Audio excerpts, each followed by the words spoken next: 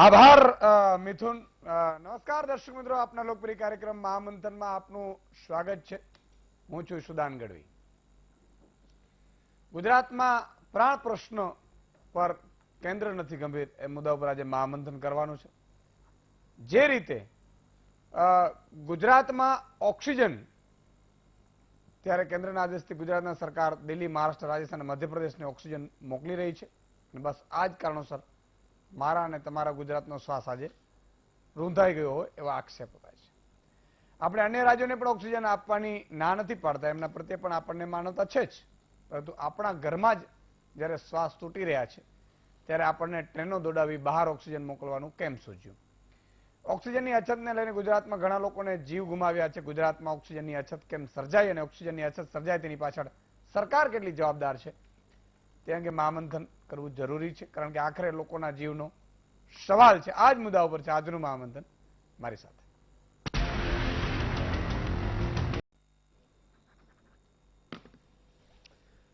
તો મિત્રો વીટીવીની સામે તમે ગોઠવાઈ ગયા છો, મને પૂરો વિશ્વાસ છે.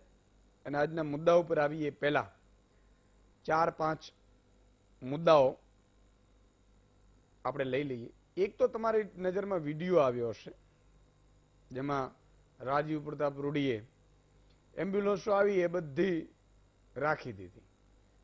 એમાં મિસ્ટર પપ્પુ યાદવ ત્યાં પહોંચ્યા અને કે આ શોભાના ગાંઠિયા માટે લીધી નથી લીધી એમ્બ્યુલન્સ આપણે, એટલે એને આક્ષેપ કર્યો કે એમ્બ્યુલન્સો દબાઈ દેવામાં આવી, રાખી દેવામાં આવી. પછી એમણે રાજીવ પ્રતાપ રૂડીએ એવું કીધું તો આમાં ડ્રાઈવર નથી એટલે પેલા કીધું હું 15 મિનિટમાં ડ્રાઈવર કરી દઉં. મિત્રો તમે વિચાર કરજો, દેશ વિદેશમાંથી આપણે મદદો લેવી પડી, ઓક્સિજન હોય, વેન્ટિલેટર હોય, આ બધાની. અને એવા પણ આક્ષેપ થયા હતા કે ઈ મદદ પણ એમરજન્સીમાં પેલા દેશોએ મોકલી, બાકી એરપોર્ટે પડી હતી એવી વાત હતી. જોકે એમણે સરકારે પાછા ખારીજ કર્યું હતું કે આવું કઈ નથી. વેક્સિન પર જીએસટી ને લઈને સવાલ ઉઠ્યા છે. વેક્સિન છે પણ એની ઉપર જીએસટી નાખવામાં આવી, ટેક્સ. એટલે રાહુલ ગાંધી એવું કીધું કે હા એમાં ટેક્સ, હવે લોકોના જીવ સાથે પણ ટેક્સની રમત. પણ મિત્રો એક વાત આપણે હંમેશા ખબર નહીં એ આપણો કમી છે અથવા તો આપણે સાંભળનારી અથવા તો આપણને થોપી બેસાડવાની.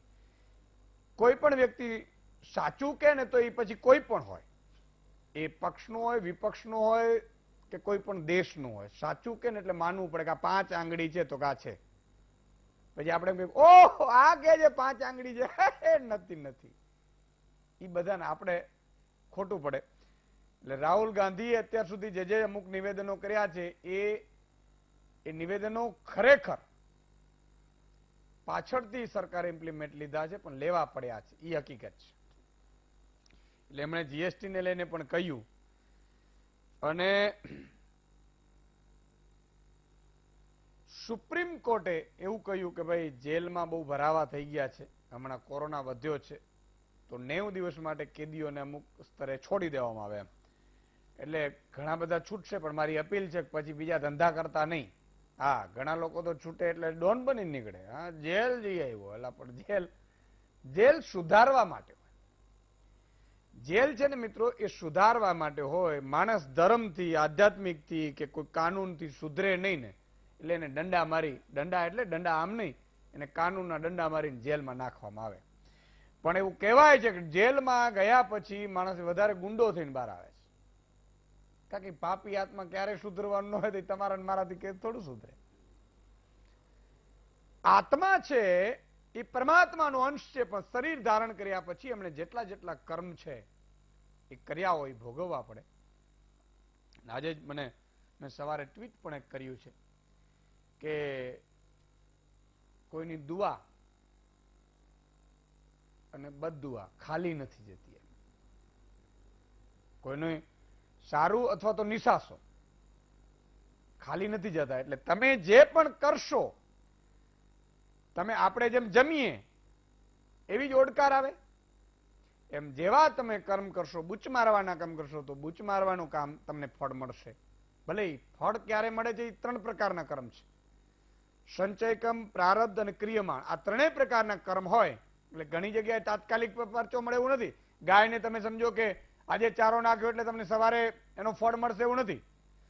ભૂખ લાગી અને તમે જમ્યા તો તરત ફળ મળ્યું, કારણ કે ક્રિમાણ કર્મ છે. પણ સંચય કર્મ, આ ગાયને ચારો નાખ્યો હોય અથવા મંદિરમાં ભગવાનની પૂજા અર્ચના કરતી હોય તો એ સંચય કર્મમાં જાય. એનો કર્મ પાકે ત્યારે મળે. હું તમને ગીતાની વાત કરું છું.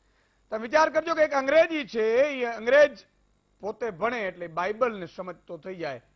હિન્દુ એવો છે કે જે ભણીને નીકળે ને તો ગીતાની ખબર નથી. કોઈ વોટ્સઅપ યુનિવર્સિટી કહે એટલે મૂકીને ગીતા વાંચો. ગીતાજી આપણી ગીતાજી વાંચો માત્ર નહીં, ગીતાજી સમજો ને ગીતાજીને ઉતારો જીવનમાં, તો કોઈ તમારા ધર્મના ઠેકેદારોને ટેકે જવાની જરૂર નથી પડતી. સાહેબ તમે વાંચો ને તમે ઉતારો. આપણા મહાભારત રામાયણ કેટલા વાંચ્યા છે? જેટલા લોકો ફાંકા ફોજદારી કરે છે, માફ કરજો મારે આ શબ્દ વાપરવું પડે છે, એને પૂછજો તમે કે મહાભારત ને રામાયણ તમે કેટલી વખત વાંચી, ગીતાજી કેટલી વખત વાંચી, એને ઉતારી કેટલી વખત? ખાલી ઠેકેદાર નીકળી પડ્યા ઉધાર ભાડે તું. હા હા, ભાડે તું ઠેકેદાર મળે છે ધર્મના, એ પણ એક આશ્ચર્યની વાત છે. મિત્રો, ગીરમાં આજ વરસાદ પડ્યો, કેસર કેરી ઉપર નજર વરસાદે કરી. બહુ આમ આતુરતાથી રાહ જોઈ રહ્યા છે ગીરની કેસર ખાવાની. પણ હવે આ વરસાદ બગાડ્યો હશે મને લાગે છે. ખેડૂતોને તો બધી પ્રકારથી માર પડે છે ખરેખર. જે પણ હોય, સરકાર હોય તો સરકાર. મેં કહ્યું કે ભાઈ તમે આ નવાજૂની કરી નાખો સાહેબ. અત્યારે લોનો ભરવાની કેવી કઠણાઈ છે, એમાં રાષ્ટ્રીયકૃત બેંકો તો હજી માનતી નથી. કોણ કરે? પોરબંદરના સાંસદ રમેશભાઈ ધડુકે સાહેબ એની ગ્રાન્ટમાંથી, સાંસદની ગ્રાન્ટમાંથી, પણ આ પણ સૂજે સારું. ઘણા લોકો તો દાખલા સિવાય કઈ સૂજે જ નહીં. પણ રમેશભાઈ ધડુકે 7 તાલુકામાં એમ્બ્યુલન્સ ફાળવી અને એમ્બ્યુલન્સ પહોંચી ગઈ. ફાળવી એટલે એવું નહીં, પહોંચી ગઈ સાહેબ. એ અભિનંદનને પાત્ર છે. મિથેનિન બ્લુ મિત્રો ડોક્ટરની સલાહ પ્રમાણે અથવા તો એક ચમચી સવાર સાંજ લેવાની હોય. 2-3 લોકો તો આખા બોટલો ઠોકી ગયા. હવે બોટલો ઠોકી ગયા મિથેનિન બ્લુની, હોસ્પિટલમાં છે, ગંભીર હાલત છે. મારી આપને વિનંતી છે કે એક દિવસમાં ઘી ગોળ ખાઈ દેવાથી તાકાત નથી આવતી. હવે તો ઘી ગોળ બહાર નીકળી ગયું. મને આશ્ચર્ય થયું સાહેબ. અમે નાના હતા ત્યારે ઘી ગોળથી શિરામણ કરતા હતા. એને સવારનું ભોજન કહેવાય, નાસ્તો નહીં. અને એના કારણે આજે ઇમ્યુનિટી એટલી મજબૂત છે સાહેબ. માની કૃપા છે ઈશ્વરની. એટલે આ બધા ખોરાક છે સાચા, પણ પછી પીઝા એ આવ્યા, બર્ગર ને પીઝા એ આપણને દાંત વાળી દીધા. આરોગ્ય સેતુ પર વેક્સિનનું રજીસ્ટ્રેશન થઈ નથી શકતું અને એટલી બધી વેક્સિનને લઈને લાઈન લાગે છે આ તે. પણ મિત્રો, આ તમને જાગૃતિ આવી સારું છે. આપણે 2 પ્રકારની જાગૃતિ આવે છે, કાં તો આવે ને કાં તો ન આવે. શરૂઆતમાં જયારે આપણે ટેસ્ટ કરવાના હતા તો લાગવું લગાડતા, પછી કીધું ટેસ્ટ તો હવે આપણે કરવાનું જ નથી, પાછું ત્રીજી વખત લાઈન લાગે એમ. આ સ્થિતિ છે આપણી, ગાડરિયો પ્રવાહ કહેવાય. ખેર, એ છે જ. આપણે મિત્રો, એક મારી કેન્દ્ર સરકારને અપીલ છે કે થોડુંક પણ અત્યારે જો દિલમાં તમને હોય તો ખેડૂત આંદોલન અમારું ચાલી રહ્યું છે ભારતનું. ખેડૂતો હજી પણ બેઠા છે આંદોલન ઉપર.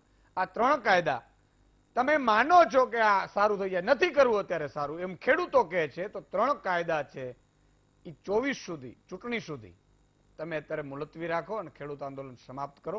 એવું કહેવાય છે, આંકડો તો ખબર નથી, પણ 300 થી વધુ ખેડૂતો મૃત્યુ પામ્યા છે. 300 થી વધુ. કોઈ ઠંડીમાં, કોઈ આ કેટલા મહિનાઓથી ચાલે છે. એટલે મારી આપને અપીલ છે કે જો એટલું કરી શકો તો સારું. અને આધ્યાત્માનંદજી આજે કોરોનાના જંગ સામે હારી ગયા. શિવાનંદ આશ્રમ અહીંયા અમદાવાદના જ. મારે જયારે ભક્તિ કાર્યક્રમ મેં જયારે ચાલુ કરેલું ત્યારે એમના હસ્તેથી ઉદઘાટન કર્યું હતું. ખૂબ યોગના અને સારા આધ્યાત્મિક સ્તરે. પણ ખેર, આ કોરોના ખબર નહીં કેટલી જગ્યાએ આપણે પાછળ પડશે. પણ મિત્રો, અત્યારે ધીરે ધીરે આંકડા ઘટી રહ્યા છે. એનો અર્થ કે વેવ ઘટી રહ્યો છે, પણ ત્રીજો વેવ ગમે ત્યારે આવી શકે એ આખા મુદ્દો છે. હવે આપણે મહામંથનમાં આગળ વધીશું, કારણ કે 4 મહાનુભાવો છે, એટલે મને આશા છે કે હું ફોન લાઈન જોડી શકીશ. એક મહામંથન લોકો એવું અપીલ કરે છે કે સુદાનભાઈ માત્ર ફોન લાઈનથી કરો, તો કરીશું, ચિંતા નહીં. પણ આ થોડુંક હળવું થવા દો, પછી એ પણ કરીશું. 4 મહાનુભાવો જોડાયા છે. ગુજરાતના પ્રાણ પ્રશ્નો કેન્દ્ર ગંભીર કેમ નથી, એટલે ઓક્સિજનના કારણે આપણે ગુજરાત સરકારે એટલે ચીફ સેક્રેટરી સુપ્રીમ કોર્ટમાં સોગંદનામું કર્યું છે કે ઓક્સિજન કેન્દ્રએ આપણે ફાળવવું જોઈએ, એવું નથી ફાળવ્યું. એટલે આપણે એમ થયું કે આના ઉપર થોડુંક મહામંથન કરી લે એટલે સમજણ આવી જાય બધાને. 4 મહાનુભાવ જોડાય છે. જયરાજસિંહ પરમાર કોંગ્રેસના નેતા છે, શ્રદ્ધાબેન રાજપૂત ભાજપના નેતા છે, ડોક્ટર વિરેન શાહ સેક્રેટરી છે AHNA, અને દિલીપભાઈ ગોહિલ રાજકીય વિશ્લેષક છે. શરૂઆત વિરેનભાઈ આપણાથી થોડુંક ટેકનિકલી સમજી લઈએ, કારણ કે ટેકનિકલી જેનો વિષય હોય એ જ વધારે કહી શકે. તો આ ખરેખર ઓક્સિજન શું છે, કેટલી જરૂરિયાત એની સામે, અને ખરેખર શું કેન્દ્રના હાથમાં છે ઓક્સિજન વેચવાનું કે કઈ રીતે? કોરોનાના દર્દીઓ હોય છે એને આપણે 3 પ્રકારના ક્લાસમાં વહેંચી શકીશું. કે જે દર્દીઓ દાખલ થાય છે તેના પૂરતી જ હું વાત કરીશ, કે જેમાં ક્લાસ 1 દર્દીને આપણે જે ગણીએ તે લગભગ 80% દર્દી હોય છે અને તેમને કોઈ પણ પ્રકારના ઓક્સિજનની જરૂર પડતી નથી હોતી, કે જેથી એ લોકોને ખાલી ઓબ્ઝર્વેશન માટે અથવા ઘરે ક્વોરન્ટાઇન ના થઈ શકતા હોય એવી વખતે એમને દાખલ કરવામાં આવે છે, અથવા અમુક પ્રકારના ઇન્જેક્શનોની જરૂર પડતી હોય છે એટલે એમને દાખલ કરવામાં આવે છે. બાકીના જે 17% દર્દીઓ છે તેમને લગભગ 10 લીટર જેટલો ઓક્સિજનની જરૂર પડે છે દિવસમાં. દિવસ નહીં, મિનિટમાં 10 લીટર પર મિનિટ જાય છે. અને 3% દર્દીઓ એવા છે કે એમને 24 લીટર કરતા પણ વધારે ઓક્સિજનની પર મિનિટ જરૂર પડે છે. ઓકે, ઈ વધારે ક્રિટિકલ હોય. વધારે ક્રિટિકલ હોય. જ્યારે વેન્ટિલેટર પર હોય છે, બાયપેપ પર હોય છે, હાઈ નેઝલ કેન્યુલા પર હોય છે, તો ઘણીવાર એ રિક્વાયરમેન્ટ 45 થી 60% લીટર પર મિનિટની જરૂરિયાત પડતી હોય છે. એટલે અત્યારે આ પ્રોબ્લેમ એરાઇઝ થયો છે એ કોરોનામાં જે લંગ્સનું ઇન્ફેક્શન થાય છે અને એના હિસાબે ઓક્સિજન સેચ્યુરેશનની કેપેસિટી ઘટી જાય છે, એટલે રિક્વાયરમેન્ટ વધી છે. હવે એની સામે થોડા પ્રશ્નો એવા છે કે એનું જે ડિસ્ટ્રીબ્યુશન અને પ્લાનિંગ એ પ્રોપર થયેલું નથી અને તેના હિસાબે તકલીફો ઊભી થઈ છે. હવે આમ જોવા જઈએ તો જે સુપ્રીમ કોર્ટમાં ગુજરાત સરકારે જે દાવાઓ રજૂ કર્યા છે એ પ્રમાણે આપણે ત્યાં લગભગ 847 મેટ્રિક ટનનું ઓક્સિજનનું ઉત્પાદન છે. હવે નોર્મલ કેસમાં અત્યારે પ્રોબ્લેમ એવો છે કે બીજા રાજ્યો પણ આમાં ઇફેક્ટ થયેલા છે, એટલે આપણે બીજા રાજ્યમાંથી આવતો જથ્થો પણ મળી શકતો નથી. એટલે જે રિક્વાયરમેન્ટ છે એના પ્રમાણમાં જથ્થો પૂરતો મળતો નથી. અને તેમાં આજનું એક નોટિફિકેશનમાં એવું જણાવવામાં આવ્યું કે ભાઈ કેન્દ્ર સરકારે એવી રિક્વેસ્ટ કરી એટલે આપણા ગુજરાતમાંથી ઓક્સિજન બહાર મોકલવો પડ્યો છે. એટલે અત્યારની સ્થિતિ એ જ છે કે ઓક્સિજનનો સપ્લાય અને તેના વિતરણમાં ઘણો મોટો પ્રોબ્લેમ છે. એટલે હોસ્પિટલોને પણ અત્યારે એવો પ્રોબ્લેમ આવે છે કે જ્યારે એમના ત્યાંથી હોસ્પિટલમાંથી સિલિન્ડરો ભરાવા જાય છે ત્યારે 4 થી 7 કલાકનું ત્યાં વેઇટિંગ હોય છે. હવે આ બધા પ્રશ્નોના હિસાબે પહેલાં એવું થતું કે જ્યારે જે હોસ્પિટલને જરૂર હોય તે એનો વિતરક અથવા મેન્યુફેક્ચરર ડાયરેક્ટ સપ્લાય કરતો હતો. અત્યારે એના હિસાબે ઉલટું છે કે કોરોનાની હોસ્પિટલોએ ત્યાં જાતે લેવા જવું પડે છે, એમના વ્હીકલ મોકલવા પડે છે અને 4 થી 7 કલાકનો ત્યાં વેઇટિંગ પીરિયડ હોય છે. એટલે આના હિસાબે ઘણીવાર ક્રિટિકલ પરિસ્થિતિ સર્જાય છે. અને અમુક હોસ્પિટલમાં ઘણીવાર આપણે સાંભળ્યું હશે અને મીડિયામાં પણ જોયું હશે કે તાત્કાલિક ધોરણે એ લોકોને ઓક્સિજનની વ્યવસ્થા ઊભી કરવી પડે છે.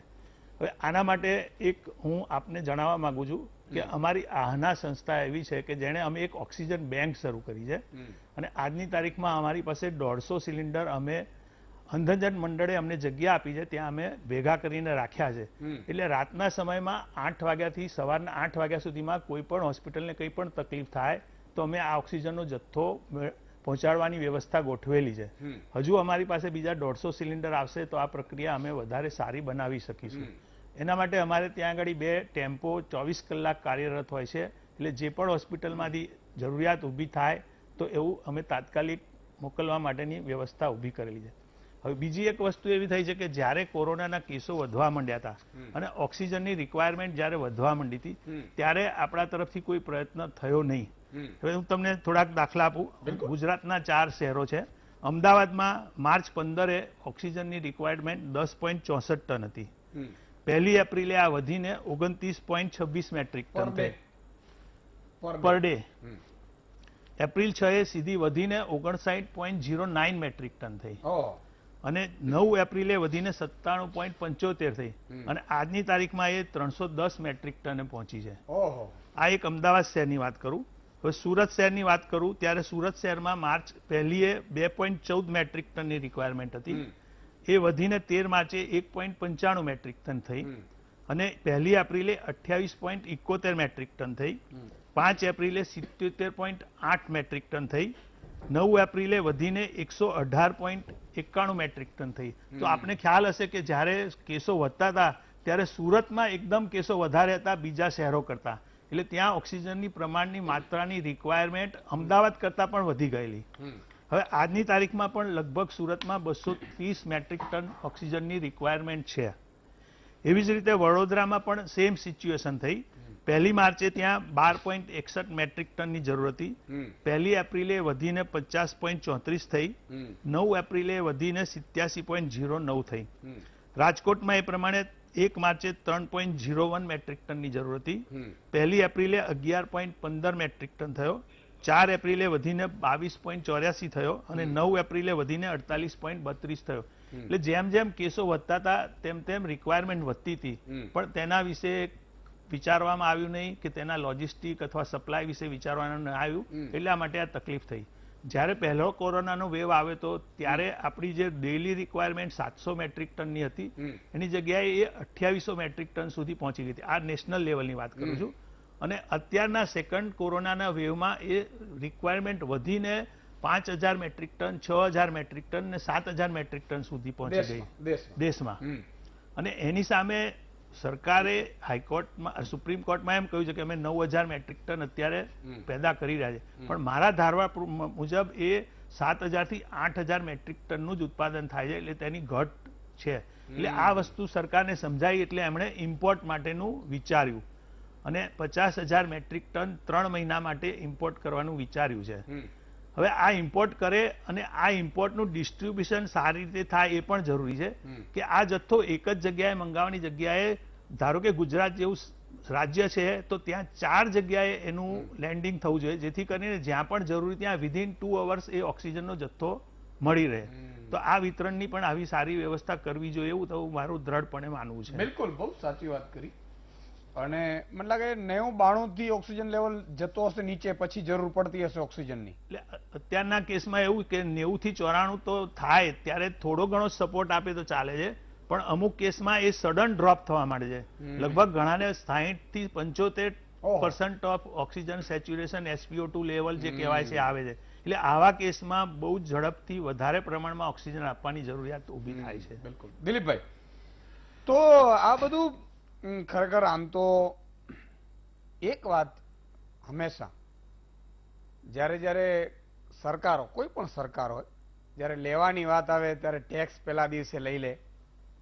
તમે એનું બ્રશ કરીએ ત્યારથી ટેક્સ લઈ લે, તમે એનું ડીઝલ ભરાવીએ ત્યારથી ટેક્સ લઈ લે, તમે એનું કપડાં લઈએ તો પહેલા ટેક્સ લઈ લે, તમે એનું જમવા જઈએ હોટલમાં તો પહેલા ટેક્સ લઈ લે, તમે એનું રસ્તા ઉપર ગાડી લાવીએ તો પહેલા દિવસે ટેક્સ લઈ લે, તમે એનું નીકળીએ તો એનો ટેક્સ લઈ લે. હવે તો ખાલી ઓક્સિજનનો, ખાલી શ્વાસ લેવાના ટેક્સ નથી, બાકી આ ધરતી ઉપર મને લાગે છે કે એટલા બધા નેતાઓ બેફામપણે એના હેલિકોપ્ટરો ફરે, એના ચાર્ટર પ્લેનો ફરે, એના કાફલાઓ ફરે, ચાલુ કોઈ ઘટાડો ન કરે, એમ ન વિચારે કે હવે તો મારો દેશ ગરીબ છે. સાહેબ, 80 કરોડ લોકો ને આ કોરોનામાં સરકારે એવું કીધું કે ભારતના દેશના 80 કરોડ ગરીબો છે અને એને અનાજ આપવું પડ્યું હતું 4-6 મહિના સુધી. તો ઈ દેશના મંત્રીઓએ એક પણ ખર્ચામાં ઘટાડો નથી કર્યો આ કોરોના કાળમાં. આ તો અકબર શહેનશાહ આવા જાહોદલાલી મને લાગે છે કોઈ ભોગવતું નહીં હોય એટલા મંત્રીઓ, મુખ્યમંત્રીઓ અને રાજ્યના મંત્રીઓ ભોગવી રહ્યા છે. અને ભણના દીકરાઓ ઓક્સિજન વગર આ દેશ છે એ આજે ખબર પડી.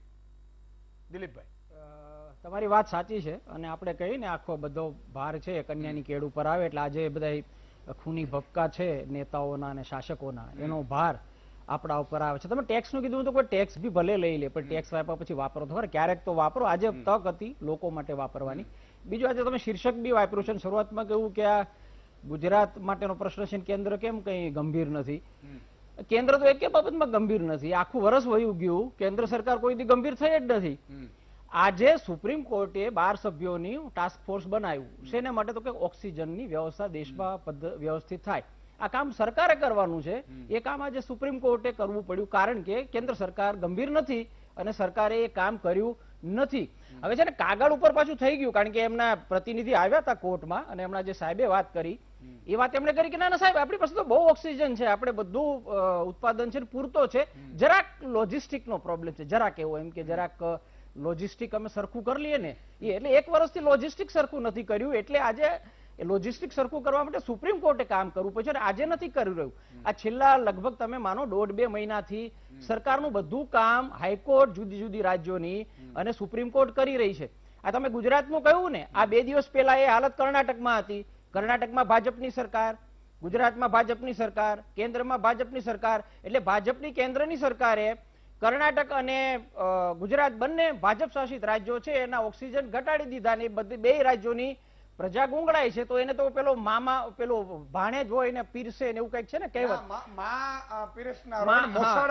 હા એનો તો ફાયદો જ ન થયો, તમને એ બી ન થયો. અને હું કહું છું એ ફાયદો ન થાય એનો બી વાંધો નથી, એવો ભેદભાવ કેન્દ્ર સરકારે ન કરવાનો, હું એ આપણે સમજી શકીએ, પણ તમારે લોજિસ્ટિક નો જ પ્રોબ્લેમ હોય તો લોજિસ્ટિક નો બી પ્રોબ્લેમ સોલ્વ નથી કરતો. આ સાહેબ આપણા આનાના સાહેબ છે એને લોજિસ્ટિક નો પ્રોબ્લેમ સોલ્વ કરી દીધો, એને 2 ટેમ્પા ખડા ઉભા કરી દીધા, એમને ટેમ્પલ લાવી દીધા. તો આવડી મોટી સરકાર છે એને આટલું લોજિસ્ટિક નું કરતા નથી આવડતું, એટલે કારણે આજે સુપ્રીમ કોર્ટે કરવું પડ્યું છે અને આ એનો પ્રોબ્લેમ છે. એટલે આપણે મિસકેલ્ક્યુલેશન, મિસમેનેજમેન્ટ, મિસઅન્ડરસ્ટેન્ડિંગ એમ બધું બહુ મિસ થયું છે, એને કારણે આ સ્થિતિ આવીને ઉભી રહી છે. કાગળ ઉપર છે ને ટાસ્ક ફોર્સ બન્યા હતા, શરૂઆત જયારે અહીંયા આવી ત્યારે બહુ બધા ટાસ્ક ફોર્સ બન્યા હતા, 2-4-5 મિટિંગો થઈ, પછી વચ્ચે કોઈ કહેલું કે આજે ઓક્સિજન માટેનો ટાસ્ક ફોર્સ હતો ને વચ્ચે તો ભૂલી ગઈ હતી, એ લોકોએ તો મિટિંગો જ નહીં કરી, મળ્યા જ નહોતા. પછી આજે એપ્રિલમાં વધ્યા કેસ, એ પછી યાદ આવ્યું એટલે વળી પાછી 1-2 મિટિંગો કરી.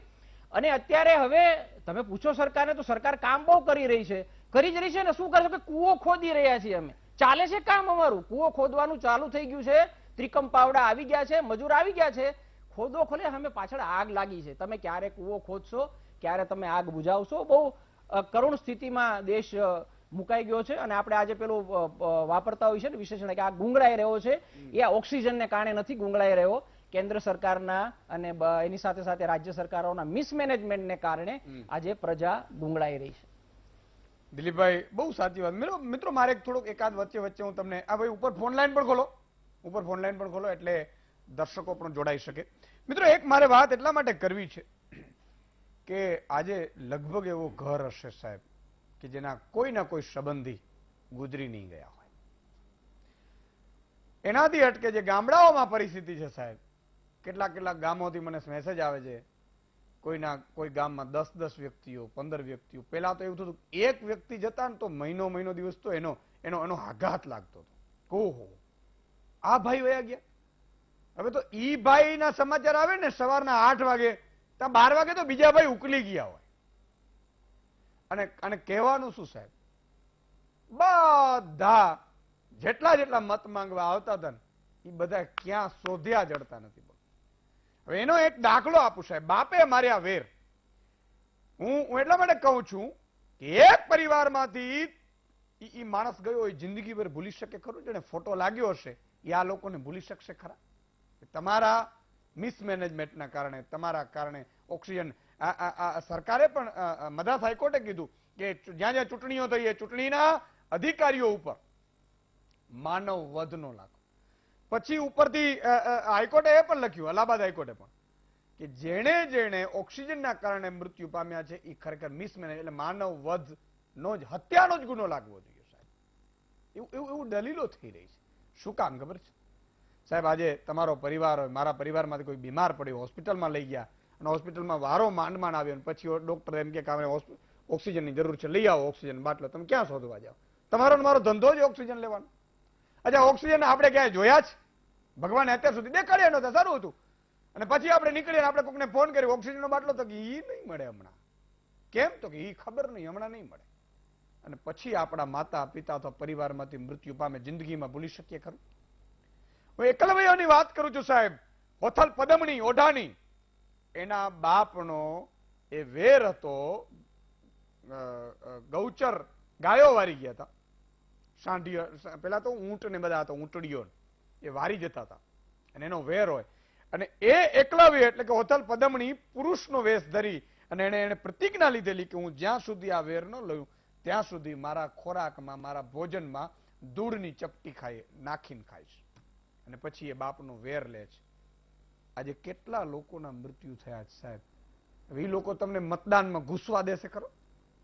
એ જ્ઞાતિનો આગેવાન, જાતિનો હશે, ધર્મનો હશે કે કોઈ પણ હશે, જેણે પોતાના પરિવાર સાહેબ ગુમાવ્યો છે, માળો ચૂંથાઈ ગયા હશે, એ લોકો કેમ ભૂલી શકશે? ખેર, આ આખી વાત છે ઓક્સિજનની. એકદમ ટૂંકમાં બીજી બે વાત મૂકી દઉં. આજે મેં કીધું મિસમેનેજમેન્ટ છે. એ મિસમેનેજમેન્ટ એટલે શું? વચ્ચે સમાચાર આવ્યા છે, જેને સાંભળ્યા હશે એને ખબર પડશે. આપણે સુરતમાંથી અમુક ટક ઓક્સિજન મધ્યપ્રદેશ મોકલ્યો, એ જ દિવસે જયપુરથી અમુક ટન ઓક્સિજન જામનગર આવ્યો. સુરતથી ઇન્દોર ઓક્સિજન થાય અને જયપુરનો ઓક્સિજન જામનગર આવે, એને મિસમેનેજમેન્ટ કહેવાય. મિસમેનેજમેન્ટ શું કામ થાય છે? સુબ્રમણ્યમ સ્વામી, ભાજપના સાંસદ છે, એને એવું કહ્યું છે આ પીએમઓ બધું કરી રહ્યા છે ને એને પ્રોબ્લેમ થાય છે, એટલે પ્રાઇમ મિનિસ્ટર ઓફિસ બધું જ હેન્ડલિંગ માત્ર અધિકારીઓના હાથે છે. આ લોકોએ આ બધું બગાડી માર્યું છે. તમે આ કે હવે ગડકરીને સોંપો તો થાય, બાકી આ તમારા અધિકારીઓ જે બેઠા છે ને એ આ મિસમેનેજમેન્ટ કરી રહ્યા છે. અને એને બી કહ્યું પણ એ આ દાખલો આ છે કે સુરતથી મધ્યપ્રદેશ ગેસ જાય અને જયપુરથી જામનગર આવે. આ મિસમેનેજમેન્ટનો દાખલો છે. બહુ દાખલો છે, વાત સાચી છે. જયરાજભાઈ, આખી ઘટનામાં શું કોંગ્રેસ પણ અત્યારે ઉઠાવી રહી છે કે ભાઈ આ લોકો ઓક્સિજનના કારણે નાન પીરસનાર ને બધું બહાર આવ્યું? જો ઈસુદાનભાઈ, આમાં એક વાત બહુ સ્પષ્ટ છે કે જે વાત વિરેનભાઈએ કરી એ બહુ સરસ અને ટેકનિકલ વાત કરી. હું અભિનંદન આપું છું, ધન્યવાદ આપું છું આહનાને, એટલે હોસ્પિટલ નર્સિંગ જે એમનો એસોસિએશન છે એને અભિનંદન એટલા માટે આપું છું કે કોરોના ટેન્યુઅર 1 અને કોરોના ટેન્યુઅર 2 એટલે આ બીજો વેવ, બંનેમાં સહેજ પણ શરમ રાખ્યા વગર સત્યતાની સાથે અને જે એમની બેઝિક ફરજ છે એ ફરજ એમને બહુ નિષ્ઠાપૂર્વક કોઈ પણ પ્રકારની શરમ, ડર, લાલચમાં આવ્યા વગર રાખી છે. એટલે એમના અધ્યક્ષ ડોક્ટર ગઢવીથી લઈ અને વિરેનભાઈ, વસંતભાઈ, બધા તમામ લોકો આહનાવાની વાત કરું છું. એની બધી વાત નથી કરતો, સમજજો. એનો મતલબ એવો નથી કે આપણે ટીકા કરું છું, એ આપણો અત્યારે એ વિષય નથી ચર્ચા કરવાનો. પણ આ વાત ઉલ્લેખ એટલા માટે કરું છું કે એમને ધન્યવાદ છે, અભિનંદન પણ છે, ગુજરાતની જનતા વતી આભાર છે અને એમની જનતાને વંદન પણ છે. એટલા માટે કે એમને સરકારથી ડર્યા વગર, મને યાદ છે મેં એક નિવેદન આહનાનું વાંચ્યું હતું કે સરકાર અમને રેમડેસિવિર ક્યારે આપવું ક્યારે નહીં આપવું એ ના શીખવાડે, મહેરબાની કરે. મિસમેનેજમેન્ટની જે વાત કરી દિલીપભાઈએ, બહુ સરસ વાત એટલા માટે કરી કે સરકારનું કામ મેનેજમેન્ટનું જ છે ભાઈ. ચૂંટણીઓ પૂરી થઈ એટલે તરત જ સરકાર બિલકુલ એડમિનિસ્ટ્રેટિવ મોડમાં આવી જવી જોઈએ. આ તો સ્પષ્ટ વાત છે. કારણ કે સરકાર તો વડાપ્રધાન નરેન્દ્રભાઈ અમારા વડાપ્રધાન તો છે ને, એ કોઈ પાર્ટીના છે, એ પાર્ટીના કાર્યકર્તાઓ ગૌરવ લે, પણ વડાપ્રધાન તો આખા દેશના છે, 130 કરોડની જનતાના છે. તો દરેક વડાપ્રધાન હોય કે મુખ્યમંત્રી હોય, એમનો રોલ શું છે? એમનો રોલ કે સુશાસન આપવાનો છે. દેશને તમારે સરસ રીતે ગુડ ગવર્નન્સ આપવું પડે. અને ગુડ ગવર્નન્સ એટલે એવું નહીં કે માત્ર આખો દિવસ ટીવી ઉપર જાહેરાતો ચાલે. સાથે સાથે ઈસુદાનભાઈ, ગુજરાતના તમામ પ્રતિષ્ઠિત ડોક્ટર્સ જે પોતાના ક્ષેત્રમાં નિષ્ણાત છે, ખૂબ સામાજિક પ્રતિષ્ઠા ધરાવે છે, એમની આખો દિવસ જાહેરાત આવે છે. આપણે જોઈએ છે, એની સામે આપણને વાંધો નથી, એ સલાહ આપે છે. પણ સલાહ એવી કાળક્રમિક કેવી રીતે બદલાય છે એ ટેકનિકલી પણ સમજવા જેવી જરૂર છે. રેમડેસિવિર ખૂટે એટલે કે રેમડેસિવિર ક્યારે નહીં આપવાના ટેકનિકલ વિષય છે, મારો વિષય જ નથી, આ ડોક્ટરનો જ સબ્જેક્ટ છે. અને કહેતા હોય સાચું જ કહી રહ્યા છે એવું સ્પષ્ટ માનું છું હું. એટલે રેમડેસિવિર નહીં લો ની વાત આવે. એટલે જ્યારે સરકાર જે મુદ્દાની ક્રાઇસિસમાં આવે છે એ મુદ્દાની વાત કરે છે, પણ આખામાં ક્યાંય સરકારે શું કરવું એ કહેવામાં આવતું નથી. બહુ શરૂઆતથી આખો રોલ તમે ગુજરાત સરકારનો એની જાહેરાતો જોઈ લો. હાથ કેવી રીતે ધોવા એ શરૂઆત કરી હતી કે તમારે હાથ કેવી રીતે ધોવા ત્યાંથી ચાલુ કરી અને હવે છેક ઓક્સિજન સુધી આખી આ વાત આવી છે. આ તો ભાંડો ક્યાં ફૂટ્યો એ સમજવા જેવી બાબત છે, જેના માટે આપણે ચર્ચા કરી રહ્યા છીએ. વિરેનભાઈની વાત એક મને ગમી, એ અમને ઓફ ધ રેકોર્ડ વાત કરી કે ભાઈ આપણે ભારત એ ફેડરલ સિસ્ટમમાં ભારતીય સંઘ છે, તો સંઘમાં માને કે મહારાષ્ટ્રમાં જરૂર પડે તો આપણે ઓક્સિજન આપવું પડે. આપણે જરૂર પડે તો રાજસ્થાનથી લેવો પણ પડે, કારણ કે સરવાળે તો આ રાષ્ટ્રનો નાગરિક બચે. અને આમ તો સર્વધર્મ સંભાવથી લઈને વસુધૈવકમ કુટુંબકમની આપણે તો વાતો કરીએ છીએ. આપણે તો ચાંદને પણ મામો કહીએ છીએ, સૂર્યને દાદા કહીએ છીએ. આ આપણી સંસ્કૃતિ છે, ભારતીય સંસ્કૃતિ છે. એટલે આપણે તો અહીં નહીં, એ બાંગ્લાદેશ કે પાકિસ્તાન કે શ્રીલંકા કે અમેરિકા એક્સિક્યુઝ આપ્યા હતા. શરૂઆતમાં ડોનાલ્ડ ટ્રમ્પે માંગ્યા હતા તો આપણે એક્સિક્યુઝ આપ્યા હતા, અમે ન્યૂઝ ટીવી પર સાંભળ્યા જ છે. એની સામે વાંધો નથી. ભાંડો ત્યારે ફૂટ્યો જ્યારે સુપ્રીમ કોર્ટમાં એક સુઓ મોટો થઈ છે. એ સુઓ મોટોની અંદર ગુજરાત સરકારના ચીફ સેક્રેટરી ગુજરાત સરકાર વતી સ્ટેટસ મૂકે છે અને સોગંદનામું કરે છે, એફિડેવિટ કરે છે. એ એફિડેવિટમાં એક પત્રનો ઉલ્લેખ કરે છે. Anil Mukim, chief secretary of Gujarat, CS, એ ઉલ્લેખ કરે છે કે મેં હોમ સેક્રેટરી અજય ભલ્લાને ફલાણા આ બાબતની વાત કરી હતી. ઓક્સિજન અમારે ખૂટે છે, અમારે બધી સંપૂર્ણ તૈયારીઓ છે. બંને જે વિશ્લેષકોએ અને બંને મહાનુભાવે વાત કરી એ રીતે. પણ અમારી પાસે એમ કે 9,000 બેડ ખાલી છે, પણ ઓક્સિજનના કારણે અમે આવું સ્પષ્ટ રીતે ગુજરાત સરકારે સુપ્રીમ કોર્ટમાં દાખલ કર્યું છે. કોણ કહે છે? સરકાર પોતે, chief secretary behalf of government છે ગુજરાત સરકારની. હવે સવાલ એ છે કે જો તમે કેન્દ્ર સરકાર કોઈ પણ પ્રકારના એડમિનિસ્ટ્રેશનમાં ફેલ જાય તો સલાહ સૂચન માટે કોઈ જરૂર નથી ભાઈ. દેશની જનતા અને 5,000 વર્ષથી આ હિન્દુસ્તાનમાં જીવે જ છે. સવાલ તમે જ્યારે રાજનીતિ કરી હતી, હું તો રાજકીય પક્ષનો પ્રતિનિધિ છું, મારે રાજનીતિની વાત કરવી જ પડે એટલા માટે, તો મારી વાત એ છે કે તમે થોડો સમય યાદ કરો 2014 થી ચાલુ કરી કેન્દ્ર સરકારનો ગુજરાતને હળહળતો અન્યાય, ગુજરાતી જનતાને થપ્પડ વાગતી જાહેરાત આવતી, યાદ કરો. એમાં આ બધી જ વાતો આવતી. ઘણા બધા મુદ્દા છે કે ઇનજસ્ટિસ ટુ ગુજરાત કેટલી જગ્યાએ થયો છે, કેટલી જગ્યાએ ગુજરાતને અન્યાય કર્યો છે એ વાત. પણ તમે ત્યારે ગુજરાતને કહ્યું ગુજરાતી વડાપ્રધાન થાય તો આપણને ગૌરવ હોવું જોઈએ, ગુજરાતની અસ્મિતા માટે આપણા રાજ્યના રેડ થઈ જતા હતા, આપણને પણ ગમતું હતું કે ચલો ભાઈ ગુજરાતનો વડાપ્રધાન થાય. પહેલા મોરારજીભાઈ દેસાઈ હતા જ, પાછા કોઈ નહોતા એવું તો હતું જ નહીં, બરાબર. અને હજુ ત્રીજો કોઈ વડાપ્રધાન થાય તો આવકારીએ છે, સ્વાગત જ છે, કારણ કે એ આપણને મજા આવે, આપણને ગમે. પણ એ જ્યારે આપણને એને ફાયદો લાગવો જોઈએ. હું એવું નથી કહેતો કે તમે બધું ગુજરાતને જ આપી દો, પણ એ જ કહેવા વાળા છે કે મોસાળમાં જમણ અને મા પીરસવા વાળી. એવું નથી, એવું આ વખતે ના થયું એટલે આ દુઃખ થયું. અને આ કોને કીધું છે? તરત જ આના રિએક્શનમાં ઈસુદાનભાઈ ભારત સરકારના અધિકારીઓનું નિવેદન આવ્યું. કોનું નિવેદન આવે છે? અધિકારીઓનું, બાબુઓનું, એટલે બ્યુરોક્રેસીનું, કે ભાઈ અમે તો જે કેસ છે એ કેસની ગંભીરતા પ્રમાણે, રેશિયો પ્રમાણે અમે બધી વસ્તુઓ, એ દવાઓ હોય, ઇન્જેક્શન હોય, રેમડેસિવિર હોય કે ટોસિલિઝુમેબ હોય કે પછી ઓક્સિજન હોય, આ અમે રેશિયો પ્રમાણે ફાળવીએ છીએ. તો રેશિયો પ્રમાણે ફાળવે છે તો સરકારે તો નિવેદન કરી દીધું. તો ઓછો કેમ આવ્યો? ચીફ સેક્રેટરી ઓછો મળે છે એવી વાત કરે છે, ભારત સરકાર એમ કહે છે કે અમે રેશિયો પ્રમાણે આપી દીધું. તો બંનેમાં સાચું કોણ?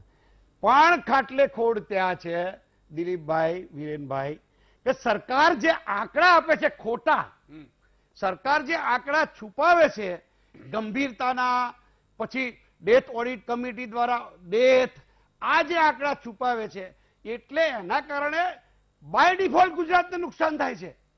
જો સાચા આંકડા જેન્યુઅન, અને જો તમને કહું, આ કોઈ ભાજપ કે મોદી સાહેબ કે રૂપાણી સાહેબ કોરોના નથી લાયા. બહુ સ્પષ્ટ કહું છું કોંગ્રેસના પ્રવક્તા તરીકે કે કોરોનાને સ્વાગત કરો ને આવો, એવું કોઈ બોલાયા નથી, કોઈ પાર્ટીની વાત નથી. પણ તમે જ્યારે રાજ્ય સરકારના તમારું નિષ્ફળ ગુજરાત મોડેલ આખી દુનિયામાં વગોવાય નહીં, કારણ કે તમે ગાય વગાડી અને જે આખા દેશમાં અને દુનિયામાં જે કાલ્પનિક સારું ગુજરાત મોડેલ વેચ્યું છે એ તમે ખુલ્લું ન પડી જાય એટલે આંકડા ખોટા આવે છે. એ ખોટા આંકડા આવે છે એટલે સરકાર, ભારત સરકાર છે તો એ તો આંકડા પ્રમાણે, રેશિયો પ્રમાણે, પ્રોરેટા પ્રમાણે જે ભાગ આવતો એ આપે છે. એટલે સવાલ ત્યાં છે, આ પ્રશ્ન ત્યાં ઉભો થયો, એટલે સમજવાની જરૂર છે. અને ઈસુદાનભાઈ, બીજું કહું, વાઇબ્રન્ટના જે દર વખતે તાઇફા થાય છે, હમણાં ગઈ વખત તો બંધ હતું, છેલ્લા વાઇબ્રન્ટના તાઇફામાં પણ નેશનલ મેડિકલ ડિવાઇસ લેબ ની બહુ જોરશોરથી જાહેરાત કરી હતી. એ કોઈ પણ મેડિકલ ડિવાઇસ આવે એનું ઇક્વિપમેન્ટ એની ટેસ્ટિંગ લેબ છે એ હોય બરોબર છે કે કેમ વિરેનભાઈ? જો હું ખોટું કહી દઉં કે મેં આમાં આજે જ વાંચ્યું છે એની જર્નલમાં. મારી વાત એ છે કે એ આજ સુધી કોઈ અમલીકરણ થયું નથી. એ ટેસ્ટિંગ માટે ક્યાંક બીજા રાજ્યમાં કે બીજા દેશમાં તમારે 250 કરોડ જેટલું હુંડિયામણ રેવન્યુ વેસ્ટ જાય છે. એટલે જે મેડિકલ રિલેટેડ વાતો છે, ઓક્સિજન તો પૂરતો ના આપી શક્યા, રેમડેસિવિર પછી એમાં પછી એની એક્સપાયરી ડેટની વાત લાવ્યા, એ પછી ખોટી પડી. આ બધી તો વાતો થઈ જ છે. પણ મારી વાત કેટલી છે, આ બધું એક જ મિનિટ સુદામ, એક જ મિનિટ. મારું અવલોકન એ છે કે આ કોઈ કોંગ્રેસ પક્ષનું, વિપક્ષનું કે જનતાનું નથી. આ જે એક્સપર્ટ ડોક્ટર છે એમનું અવલોકન છે. તમને દિલ્હીની હાઈકોર્ટ દરરોજ ધોકા મારે. તમને ગુજરાતની હાઈકોર્ટ બહુ ખરાબ રીતે, શરમજનક રીતે સરકારને એમ કે તમે બરાબર આને કેસને હેન્ડલ કરો, તમે મિસ હેન્ડલ કરી રહ્યા છો, જે દિલીપભાઈએ વાત કરી. એના પછી મદ્રાસ હાઈકોર્ટ તો ચૂંટણી પંચને માનવવાદનો સદોષ ગુનો દાખલ કરવાની વાત કરે. આજે પંજાબ ને હરિયાણાની કોર્ટે પણ કહ્યું છે અને આજે સુપ્રીમ કોર્ટે પણ કહ્યું છે. વિચાર કરો, દેશની બધી કોર્ટો જ્યારે આ વાત કરતી હોય ત્યારે તો તમે નિષ્ફળ ખરા કે નહીં? એકાદ દર્શક મિત્ર લઈ લઉં, પછી હું ભાજપના પ્રવક્તા પાસે પણ જાઉં. માંડલથી કાંતિભાઈ જોડાયા છે. જી કાંતિભાઈ. હા, નમસ્કાર સાહેબ. નમસ્કાર. હા, મારું કહેવાનું એ છે, આજે 10 વર્ષે ભારત દેશમાં વસ્તી 2.25 કરોડની વધે. કેટલી? 10 વર્ષે 2.25 કરોડ. એટલે 25 વર્ષ પછી ભારત દેશની વસ્તી 200 કરોડ થશે. આ 200 કરોડ વસ્તીને પહોંચી વળવા માટે, આટલો વસ્તીને પહોંચી વળવા માટે દેશ સક્ષમ કોઈ પણ પાર્ટી નહીં કરી શકે. એટલે મારું એક સજેશન છે કે ભારતને 2 ભાગમાં વ્યવસ્થાના ભાગ રૂપે વહેંચવું પડે. આજે 25 વર્ષ પછી 200 કરોડની વસ્તી જશે ભારત દેશની. તે વ્યવસ્થાના ભાગ રૂપે ભારતને એટલું નહીં ભાગમાં વહેંચો. પડે. આ લોકો મરતા જ રહેશે અને લોકો રાજ કરતા રહેશે. બિલકુલ તમારી વાત કાંતિભાઈ ખ્યાલ આવી ગયો. પણ વસ્તી વધારો છે, પણ વાત સાચી છે, ગરીબ વધારે છે. પણ એના માટે 2 બાળક જે ચૂંટણી લડવા માટેનું કર્યું છે એમ થોડુંક સારું છે. રમેશભાઈ રાણાવાવથી જોડાય છે. જી રમેશભાઈ. જય માતાજી સુદનભાઈ. જય માતાજી. હવે આ રાજકારણીઓને કહો કે જે કોઈ આજ માનવ સેવાના નાતે કામ કરે છે તો કે અમારા પ્રતિનિધિઓ કામ કરે છે. કોઈ પણ કાર્યકરને હું પગાર આપે છે? પગાર લેવા છે તો એમએલએ લેવા છે, સાંસદને લેવા છે, આ ડિબેટમાં આવે છે એને મળે છે. કોઈ કાર્યકર્તા માનવતાના હિસાબે કરે છે. તો ભાજપ હોય તો એમ કહી દે કે અમારા કાર્યકર કામ કરે છે, કોંગ્રેસ હોય તો એમ કહી દે કે અમારા કાર્યકર કામ કરે છે. ખરેખર આ તો માનવતાના હિસાબે કામ કરે છે. બાકી કોઈ નેતા સેવા કરવામાં ક્યાંય પણ બહાર નીકળ્યો જ નથી. બહુ સાચી વાત છે. આ એક પીડા છે, બધા નેતાઓ ધ્યાન રહે. ખૂબ ખૂબ આભાર. શ્રદ્ધાબેન, ઓક્સિજનની વાત છે, અહીંયા મુશ્કેલીની વાત છે. જયરાજભાઈ તો કે આક્ષેપો પણ લગાડે છે કે સંગઠન અને સરકારની પણ બરોબર મેળ નથી બનતું, એના કારણે પણ લોકો પીડાય છે. આ બધી વસ્તુ છે અને આ કેન્દ્ર સરકાર પણ ન્યાય કર્યો. ઈશુદાનભાઈ, સૌ પ્રથમ તો હું એ કહીશ કે આજે સેકન્ડ વેવ ચાલી રહ્યો છે એ આખા ભારતની અંદર જો એવું કહી દેવામાં આવે કે પરિસ્થિતિ કંટ્રોલમાં છે અને ગંભીર નથી, તો એવું કોઈ કેન્દ્ર સરકાર બી નથી કહી રહી અને કોઈ રાજ્ય સરકાર બી નથી કહી રહી. રાજ્ય સરકારની અંદર તમામ સરકાર આવી ગઈ જેમાં ભાજપ શાસિત હોય કે ભાજપ શાસિત ના બી હોય. તમામ મુખ્યમંત્રી ઇરિસ્પેક્ટિવ ઓફ પક્ષના હોય કે વિપક્ષના હોય અને સાથે કેન્દ્ર સરકારના પ્રધાનમંત્રી બધા માટે અત્યારે એક મનુષ્યનું જીવ મહત્વનું છે જ. અહીંયા રૂપાણીજીને જેટલી પડવા ગુજરાતની હશે એટલી જ ઉદ્ધવ ઠાકરેજીને પડવા મહારાષ્ટ્રની છે, એટલી જ પડવા અરવિંદ કેજરીવાલજીને દિલ્હીની છે, એટલી જ ગેહલોત સરકારને રાજસ્થાનની છે. એમાં કોઈ બે મત નથી. એટલે એ વસ્તુ એકદમ સાચી છે. આ પરિસ્થિતિને પહોંચી વળવા માટે મુખ્યમંત્રીઓ અને કેન્દ્ર સરકારના પ્રધાનમંત્રીજી એ બધા જ અત્યારે સરકારી વ્યવસ્થા તંત્ર છે એ ખૂબ જ અત્યારે સિરિયસ છે. વાત આપણે ગુજરાતની કરીએ, ચોક્કસ સેકન્ડ વેવની અંદર ગુજરાતની જે પરિસ્થિતિ છે એમાં ગંભીરતા હતી. એટલા માટે જ આપણે ઘણા બધા ફ્લેક્સિબલ નિર્ણયો કર્યા. આપણે તરત જ કોઈને પણ ઇન્ટિમેટ કરવાનું કે તમે કોવિડ સેન્ટર અને કોવિડની પ્રેક્ટિસ શરૂ કરી રહ્યા છો. જેટલા બી હોસ્પિટલ હતા પહેલા આપણે એવું જ હતું કે ભાઈ જેણે પરમિશન લીધી છે પરમિશન લેવા માટે બી ઘણા બધા 3 થી 4 ડોક્યુમેન્ટ્સ પછી કલેક્ટર ઓફિસથી બધું ચેકિંગ જાય, હેલ્થ ડિપાર્ટમેન્ટથી જાય, એ આપણે તરત જ ફ્લેક્સિબલ કરી દીધું. જનરલ પ્રેક્ટિશનર્સ હોય, અન્ય પ્રેક્ટિશનર્સ હોય, એ લોકોને બધાને જ કોવિડ કેરની જે છે એની શરૂઆત કરવામાં આવી. આપણે ચેક મંડળ અને બૂથ અને સ્કૂલ લેવલ સુધી તમામે તમામ પક્ષના સંગઠન, હું એવું નથી કહેતી જ્યાં ચૂંટાયેલા ધારાસભ્યશ્રીઓ કોંગ્રેસના હશે એ લોકોએ પણ એમના પ્રયત્નો ચાલુ રાખ્યા છે ડીડીઓ અને કલેક્ટરથી, અને જ્યાં ચૂંટાયેલા ધારાસભ્યશ્રીઓ આપણા ભારતીય જનતા પક્ષના છે, તમે અત્યારે ચૂક્યું માન્ય સાંસદ શ્રી ધડુકજી અત્યારે 7 એમ્બ્યુલન્સ આપી દીધી, એ રીતે જે લોકોએ પોતાની ગ્રાન્ટમાંથી, અત્યારે તમે જુઓ અમારા સાણંદ વિરમગામના જે ધારાસભ્યશ્રી છે કનુભાઈ કોળી પટેલ, એમણે પણ પોતાના ગ્રાન્ટમાંથી મેડિકલ ઇક્વિપમેન્ટ્સ અને એ બધું જ ખરીદવાની શરૂઆત કરી છે. આપણે પહેલા કેસીસને જે છે 80%, મારી સાથે જે ડોક્ટર સાહેબ છે તો બિલકુલ સહેમત થશે કે જે 80 કે 85% છે આઇસોલેશનની અંદર ક્યોર કરે, અને સૌથી વધારે ક્રિટિકલ પરિસ્થિતિ આપણી સામે આવી એ ઓક્સિજન સપ્લાય, અને તરત જ જે ઓક્સિજન સપ્લાય મિલીમીટર પર લીટર પ્રમાણે આપવાનું હોય છે, કે જેમાં નોર્મલ જે વ્યક્તિ હોય છે એ 7 મિલીલીટર પર લીટર લેતું હોય છે, કોરોનાને આપણે 10 to 12 મિલીલીટર પર લીટર, અને અતિ ગંભીર ઇન્ફેક્શન હોય તો 20 to 40 મિલીલીટર પર લીટર ઓક્સિજન સપ્લાય આપણે આપવાનો હોય છે. જ્યારે 15 માર્ચમાં આની રિક્વાયરમેન્ટ જે હતી આપણી પાસે 40 મેટ્રિક ટનની હતી, 1 એપ્રિલ પછી 400, પછી ડિમાન્ડ વધીને અત્યારે આપણી પાસે એ 1600 સુધી ગઈ છે, અને આપણું જે પ્રોડક્શન છે જેમ સાહેબે કીધું 800 સમથિંગ એટલે 900 મેટ્રિક ટન ઉત્પાદન આપણે જે ઇન્ડસ્ટ્રીઝમાંથી, હવે ઇન્ડસ્ટ્રીનો જે બી ઓક્સિજન છે સપ્લાય આપણે કર્યો છે, રેમડેસિવિર જે છે આપણે એસવીપી ની અંદર, અત્યારે મારી પાસે લેટેસ્ટ આંકડા છે, એની અંદર હું આપને કહી દઉં છું કે છેલ્લા 5-6 દિવસની અંદર ઓપીડી તો આપણી સંખ્યા ઘટી છે, ઇન્ફેક્શનનો રેટ ઘટ્યો છે. મારી સાથે આનાના જે ડોક્ટર સાહેબ છે એ બી સહેમત થશે. અને 8 વાગ્યાનું ચાર્ટ મારી પાસે છે કે સેટ વીએસ જનરલ હોસ્પિટલની અંદર અત્યારે અવેલેબલ છે 5 ઓક્સિજન વાળા બેડ. શ્રીમતી સાચીજાલી જનરલ હોસ્પિટલની અંદર અત્યારે 8 વાગે ઓક્સિજનના 12 બેડ અવેલેબલ છે. આ અમદાવાદની વાત છે. અન્ય જગ્યાના બી આવા જે છે રેશિયોઝ આવતા હોય છે. હું આઈસીયુની જે વાત છે અત્યારે નથી કરી, ઓક્સિજન બેડની કરી, કારણ કે જે એકદમથી ક્રિટિકલ થઈ ગયા છે એમનું આઉટકમ કેટલો છે, રેમડેસિવિર ને બધું આપ્યા પછી એ પણ બધાની પાસે છે, ટેકનિકલ ઇનપુટ્સ છે અને ટેકનિકલ સ્ટડી છે. ઈશુદાનભાઈ, વસ્તુ શું છે કે પરિસ્થિતિ ગંભીર છે તો શું હથિયાર નાખીને બેસી જઈએ?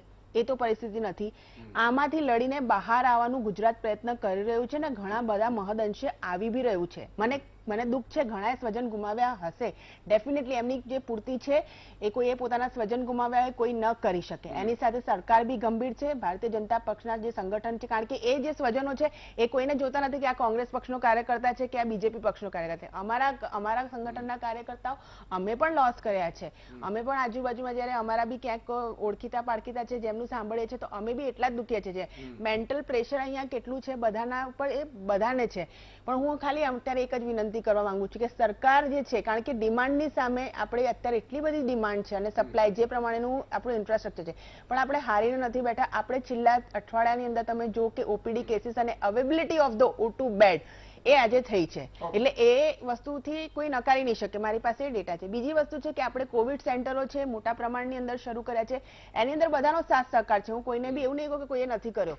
આજે બધા હેન્ડ હોલ્ડિંગ કરી રહ્યા છે. અમે લોકો નીચે કામ કરીએ છીએ તો કોંગ્રેસના કાર્યકર્તા બી કે બેન આ જોઈએ છે વેક્સિનેશનનું, અમે કહીએ કે આ કરો, એટલે ક્યાંય કોઈ એવો મતભેદ નથી કે છે. હા, ચોક્કસ રાજકીય પક્ષો છે એટલે એ કરવાના છે, પણ અત્યારે નમ્ર વિનંતી એ છે કે કેન્દ્ર સરકાર અને તમામે તમામ મુખ્યમંત્રીશ્રીઓ અને પ્રધાનમંત્રીશ્રીઓ અત્યારે આ વેવમાંથી બધા જ લોકો જે સરકારી હોય કે સામાજિક સંગઠન હોય, ડોક્ટર્સ હોય, પેરામેડિક સ્ટાફ અને ડોક્ટર્સે ફ્રન્ટ લાઈન ઉપર પોતાનો જીવ જોખમમાં મૂકી દીધો છે. આપણે એક કોઈ પોઝિટિવ થયું એની બાજુમાં જતા બીવે છે, એ લોકો એ વોર્ડની અંદર આપણી માટે સતત મહેનત કરે છે. સેવાભાવી સંસ્થાઓ ખાવાનું છે કે એ બધું પૂરું કરે છે, સરકારને બી આપે છે. ઓક્સિજનનો સપ્લાય ઇન્ડસ્ટ્રીના લોકોએ પણ પોતાનો લાભ અત્યારે છોડી દીધો છે, અને મેક્સિમમ ઓક્સિજન સપ્લાય અને વેક્સિનેશન માટે પણ લોકો અત્યારે સ્વયંભૂ સામે આવી રહ્યા છે. બ્લેકમેલર પણ ચાલુ થઈ ગયા છે. એ બહુ જ દુઃખદ વસ્તુ છે કે બધા કરી રહ્યા છે. એક સેકન્ડ, સરકાર કઈ નથી કરી. દિલીપભાઈ, આ દેશમાં સરકાર તો તમે એવું કહી દો કે મહારાષ્ટ્રમાં બી ઉદ્ધવ સરકાર કશું નથી કરી, રાજસ્થાનની અંદર ગેહલોત સરકાર કશું નથી કરી.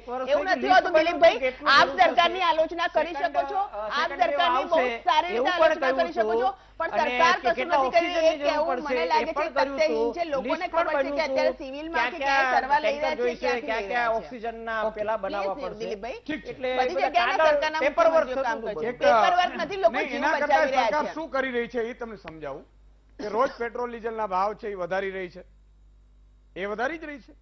એમાં તમે વિચાર કરો, મોંઘવારીનો માર 62 રૂપિયાની વાત હતી અચ્છે દિનની, આજે એમને 90 માં નાખી દીધા. અને છતાંય જો અચ્છે દિન આવતા હોય તો મને ખબર નથી કે કેવા અચ્છે દિન હશે. માફ કરજો, આવા કડક શબ્દો એટલા માટે બોલવા પડે છે, સરકાર કોઈ પણ હોય, કાં તો આપણે લોકોને મૂર્ખ બનાવ્યા છે અને કાં આપણી પાસે આવડત નહોતી. આપણે એમને એમ નિવેદનો કરતા હતા. કેટલીક વસ્તુ એવી હોય કે હું અહીંથી કરતો હું, પણ ખરેખર પ્રેક્ટિકલી એ શક્ય નથી, તો મારાથી નથી બોલાતું. બરાબર, આકાશના ચાંદ ઉતારી દેશું, પાતાળને આમ રસ્તો કરી દેશું, ગોરખનાથને અહીંયા લાવી દેશું, એવું કાંઈ ન થાય તો ન કરાય. તો વિચાર કરો, આ સ્થિતિમાં લોકોને છે ને સાહેબ વિશ્વાસ ઉડી ગયો બધા ઉપરથી. એક દર્શક મિત્ર લઈ લો, પછી બ્રેક પણ લેવી પડશે મારે. ઘનશ્યામભાઈ બાબરાથી જોડાય છે. જી ઘનશ્યામભાઈ. હેલો. હાજી. હા ઈશુદાનભાઈ. હાજી. હા, જય માતાજી. જય માતાજી. હવે અમારા શાળા છે ગીગાસણ ધારીની બાજુમાં એવું, હા એને કોવિડ થયો હતો. હા એને ન્યુક્રોમાઇસિસ થઈ ગયો અને એ કોવિડમાં બહુ ખર્ચાઈ ગયા છે. હા તો સરકારને કોઈ અપીલ કરો કે એને એ ઓફ થઈ ગયા છે. પોતે એક જ રળવા વાળા ભાઈ હતા, 3 છોકરીઓ છે નાની નાની, અને એને જો કઈક સહાય સરકાર કરે તો બહુ સારું કહેવાય. 14 દિવસ બીમારીમાં ખર્ચાઈ ગયા હાવ, અને બેંકનું કરજ ઘણું છે એની માથે. ઘનશ્યામભાઈ ખૂબ ખૂબ આભાર. જો આ પીડા છે, હું વારંવાર કહું છું સરકારને ફોન લાઈન ખોલો, અને સરકારને જાહેરમાં હું કહું છું વીટ તમારી સાથે છે ફંડ ઉઘરાવવામાં, કારણ કે ફંડ અમે નહીં લઈ શકીએ, અમારા ઉપર કોઈ અમને એવા પડવું જ નથી. પણ સરકાર એમ કહેતી હોય કે આપણે ફંડ, અમે સીએમ ફંડમાં અને પીએમ ફંડમાં ઢગલાબંધ લોકોએ આપ્યા છે. આજે ઉદ્યોગપતિઓ આપશે ઘણા, કારણ કે ઘણાને આપણે મને ખબર છે રૂપિયે ટોકને જમીનો આપી છે. તમે અત્યારે એમ કહો કે આના માટે મારે વિચારવું પડશે, આ જમીનો આપી છે એના માટે, બીજા દિવસે તમને 1000, 2000, 5000 કરોડ મળી જાય, જેમ ચૂંટણી પંચમાં તમને મળી જાય છે. આ દિલની વાત કરું છું. તમે ફોન લાઈન ખોલો એક, અને એમાં જેણે કોવિડમાં આવી રીતે સાહેબ અનાથ થયા છે જે બાળકો, એના માટે આપણે તારણહાર બનીએ. બાકી મોટી વાતો કરવી, ફાકા ફોજદારી કરવી, શબ્દ એટલા માટે મારે ગુસ્સા સાથે બોલવું પડે છે કે ઘણા લોકો તો ધરણાના પ્લેટો લઈને બેઠા હોય. અરે ધરણા, મારા લોકો ગુજરાતના મરી ગયા છે, ધરણાની ક્યાં વાત કરો છો? આજે એના ઘરમાં પરિસ્થિતિ જે વિચાર કરો, ધોવાઈ ગયા છે, તમને ધરણા ઉકલે છે પશ્ચિમ બંગાળમાં. અને હું તો કહું છું ગંભીર ઘટના થઈ, ચાલો પશ્ચિમ બંગાળની, પણ આ ગુજરાતીઓની ગંભીર ઘટના નથી. કરો ધરણા, બોલો, હાલો તમારા હિંમત હોય તો વીટીવી એને બિરદાવશે. નહીં કરી શકો સાહેબ, તમે નહીં કરી શકો, કારણ કે તમે અડધા દંભી છો. વિરામ બાદ આવું છું.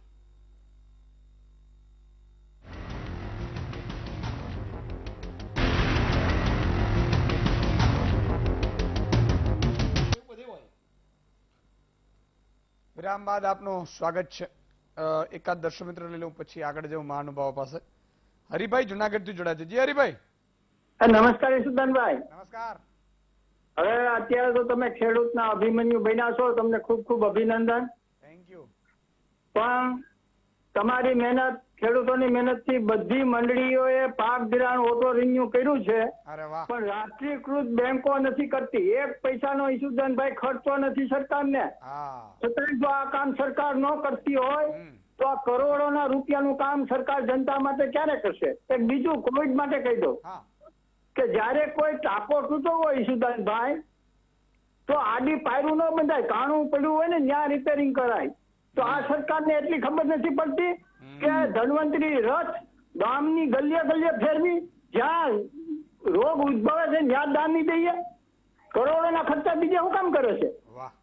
એટલે પાક રિન્યુ ઓટો ધિરાણ જલ્દી સરકાર કરે, એ ખાસ વિનંતી છે અમારી. બહુ સાચી વાત કરી હરિભાઈ. પણ ખૂબ ખૂબ આભાર. પણ મેં કીધું ને કે પડે એને ખબર હોય સાહેબ કે પીડા શું છે. આજે મંડળીઓએ કર્યું, રાષ્ટ્રીયકૃત બેંકોએ નથી કરી, નાબાર્ડને કઈ ન કરી શકે. 5 મિનિટનું કામ છે, બધા ઓટો રિન્યુ થઈ જાય. પણ કરે કોણ? 26 સાંસદો છે આપણા, અને ભાજપના છે 26. એવું નહીં કોંગ્રેસના હોય તો આપણે સમજીએ કે વિપક્ષ વાળા છે. ભાજપના સાંસદો લેટર લખે પ્રધાનમંત્રીને અને ફાઇનાન્સ મિનિસ્ટરને, તો 3% એનો 4% એનો હોય, એના કૃષિ મંત્રીને, એ બે કહી દે એટલે પૂરું થઈ જાય. મેં પણ અપીલ કરી હતી કે આ કરો, પણ સાહેબ અપીલ કરવી અને કરાવવું, મારે આંખે પાણી આવી જાય છે. અને બીજી એમણે જે વાત કરી ધન્વંતરી રથ ને આંતે ન થઈ શકે, બધું થઈ શકે સાહેબ, ના શું થઈ શકે. પણ કેટલાક અધિકારીઓ એવો રાજ કરે છે કે આશ્ચર્ય થશે. મેં આખી ડિટેલ કાઢવાની ચાલુ કરી દીધી છે એવા અધિકારીઓની કે આની પહેલા મિલકતો કાઢો. હવે કારણ કે મારે બિયોન્ડ ધ લાઈન નીકળવું પડશે. વીટીવી એને જે કરવું એ કરે. મને ખબર છે કે યુદ્ધના મેદાનમાં ઉતરીશું એટલે અઘરું પડશે, નહીં પડે એવું નથી. મને પડશે, મારે સહન કરી લેવાનું છે, એમાં કોઈ સવાલ જ નથી. પણ ગુજરાતની જનતા માટે, કારણ કે મંત્રીઓ નેતાઓ હવે આ લોકોને પાછા ભાજપ કોંગ્રેસના બે મળેલા હોય પાછા અમુક ટાઈમ આવ્યો, જો અધિકારીઓની કોઈ પોલ ના ખોલે. હા, કેવા સેટિંગ બાજ હશે ખબર નથી. આપણે બધાને એક એકનો હિસાબ આપણે કરવો છે સાહેબ. ગુજરાતની જનતાને આમ રડતા ન જોઈ શકીએ આપણે. અને એ અધિકારીને 1 તારીખે પગાર મળે. હા, અને બધા લાભો મળે પાછા. તમે જો એને ત્યાં મોબાઈલનો ફોન હોય ને એ આપણા ટેક્સના પે નો હોય. એને ત્યાં ઘણા લોકો તો કૂતરાના બિસ્કિટ નાખે ને એ આપણા નાખી દે. બોલો, કૂતરાના બિસ્કિટ. હા હા હા, જ્યોતિષે કીધું કૂતરાના બિસ્કિટ નાખો પ્રમોશન મળે. આપણે ખબર નથી, એવું કે છે બધા. તો મારા બેટા એ આપણા નામે ચડાવી દે. પણ હું કહું છું કે જ્યોતિષ ભલે કહેતા હોય કે તમે તમારા ખર્ચો ને તો મળે, હા મારા નામે નહીં. આવું હશે. ખેર, આ તો થોડી પહેલી વાત થઈ, પણ શરૂઆત હવે તમારી પાસેથી. હજી એક દર્શક મિત્ર છે રાજકોટથી, જવાહરભાઈ જોડાયા છે. જી હલો. હા, જય માતા ઈશુદાનભાઈ. જય માતાજી. હા, ઈશરાર મકરાણી બોલું છું, એસટી ડ્રાઈવર, વાંકાનેર ડેપોમાંથી સાહેબ. અરે વાહ વાહ, બોલો બોલો. અરે ડિબેટના પ્રશંસક છીએ અમે, આખું પરિવાર, અને તમે બધી તમામ ડિબેટો આપણી થાય છે. તમને નમ્ર વિનંતી સાથે કહું છું કે તમારી ડિબેટમાં અમારા એસટી નો પ્રશ્ન, કર્મચારીઓનો પ્રશ્ન લો તો સારું કહેવાય સાહેબ. બિલકુલ લેશું, બિલકુલ, ચોક્કસ. ખૂબ ખૂબ આભાર વિરેનભાઈ. તો આ સ્થિતિમાં હવે ક્યાં મિસમેનેજમેન્ટ થયું, હવે શું કરવા જેવું?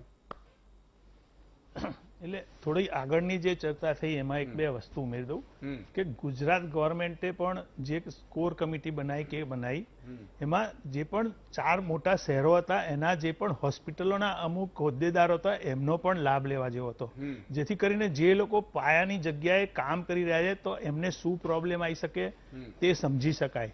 પણ એવું કંઈ થયું નથી. બીજી વસ્તુ, ઇવન આજે હાઈકોર્ટની જે 12 ડોક્ટર્સની પેનલ બનાવી છે તે પણ ઘણી મોટી વિસ્તૃત જોઈએ. દરેક જ્યાં પણ વધારે પડતા કોરોનાના કેસ છે એવા રાજ્યોને પણ એમાં પ્રતિનિધિત્વ મળવું જોઈએ. કારણ કે આજે ગુજરાત જેવું રાજ્ય છે જ્યાં ઓલમોસ્ટ વધારાના કેસો છે, દિલ્હી, મહારાષ્ટ્ર, પછી ગુજરાતનો નંબર આવે છે.